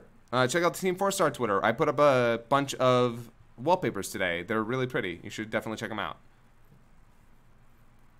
And of course, how do you cap off this sweet, beautiful scene, but with fucking?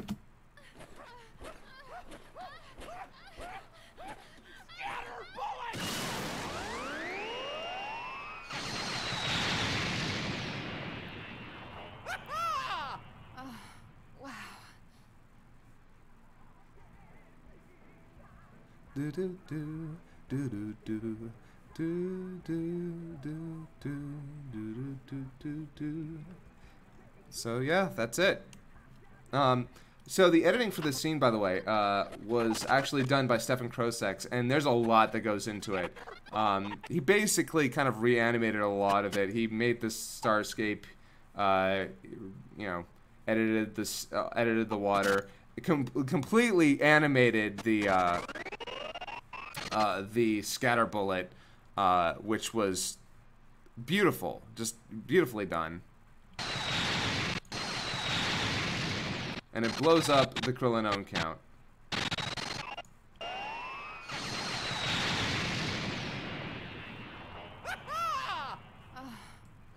I edited the counter blowing up using the shadow effect in After Effects.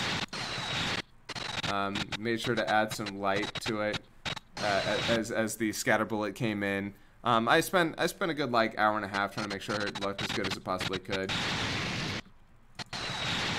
But yeah, good work on Stefan's part. He really nailed it. I don't think we could have done the scene without him. It looks gorgeous, and I love Stefan. He really helped in this third part a lot.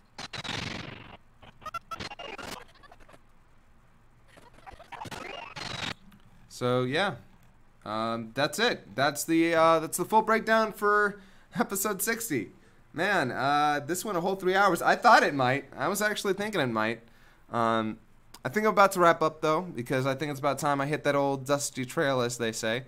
But I wanted to thank you guys. Thank you so much for joining me. Thank you for letting me take you down kind of how all this came to be. It meant a lot.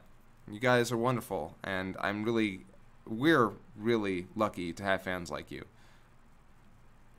Thank you guys for supporting us on Patreon. Thank you for supporting us on Twitch.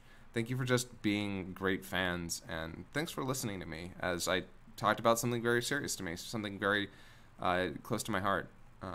You guys are the best. And there will be an epilogue, by the way. There will be an epilogue, part 60, basically part 4, because, you know, we're those assholes.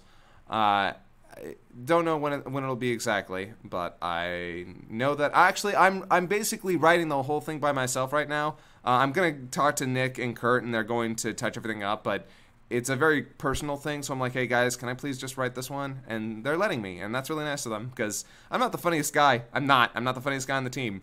As you'll see, I wrote a lot of the dramatic stuff, but when it comes to comedy, improv, all that stuff, Nick and Kurt have me beat hands down, not a question. But thank you guys. Thank you for joining me. Thank you for letting me walk you through this process, a very personal process. I won't lie. It mattered a lot to me. It meant a lot to me. We will be working on a Kai 3 as well. We'll be working on BoJack.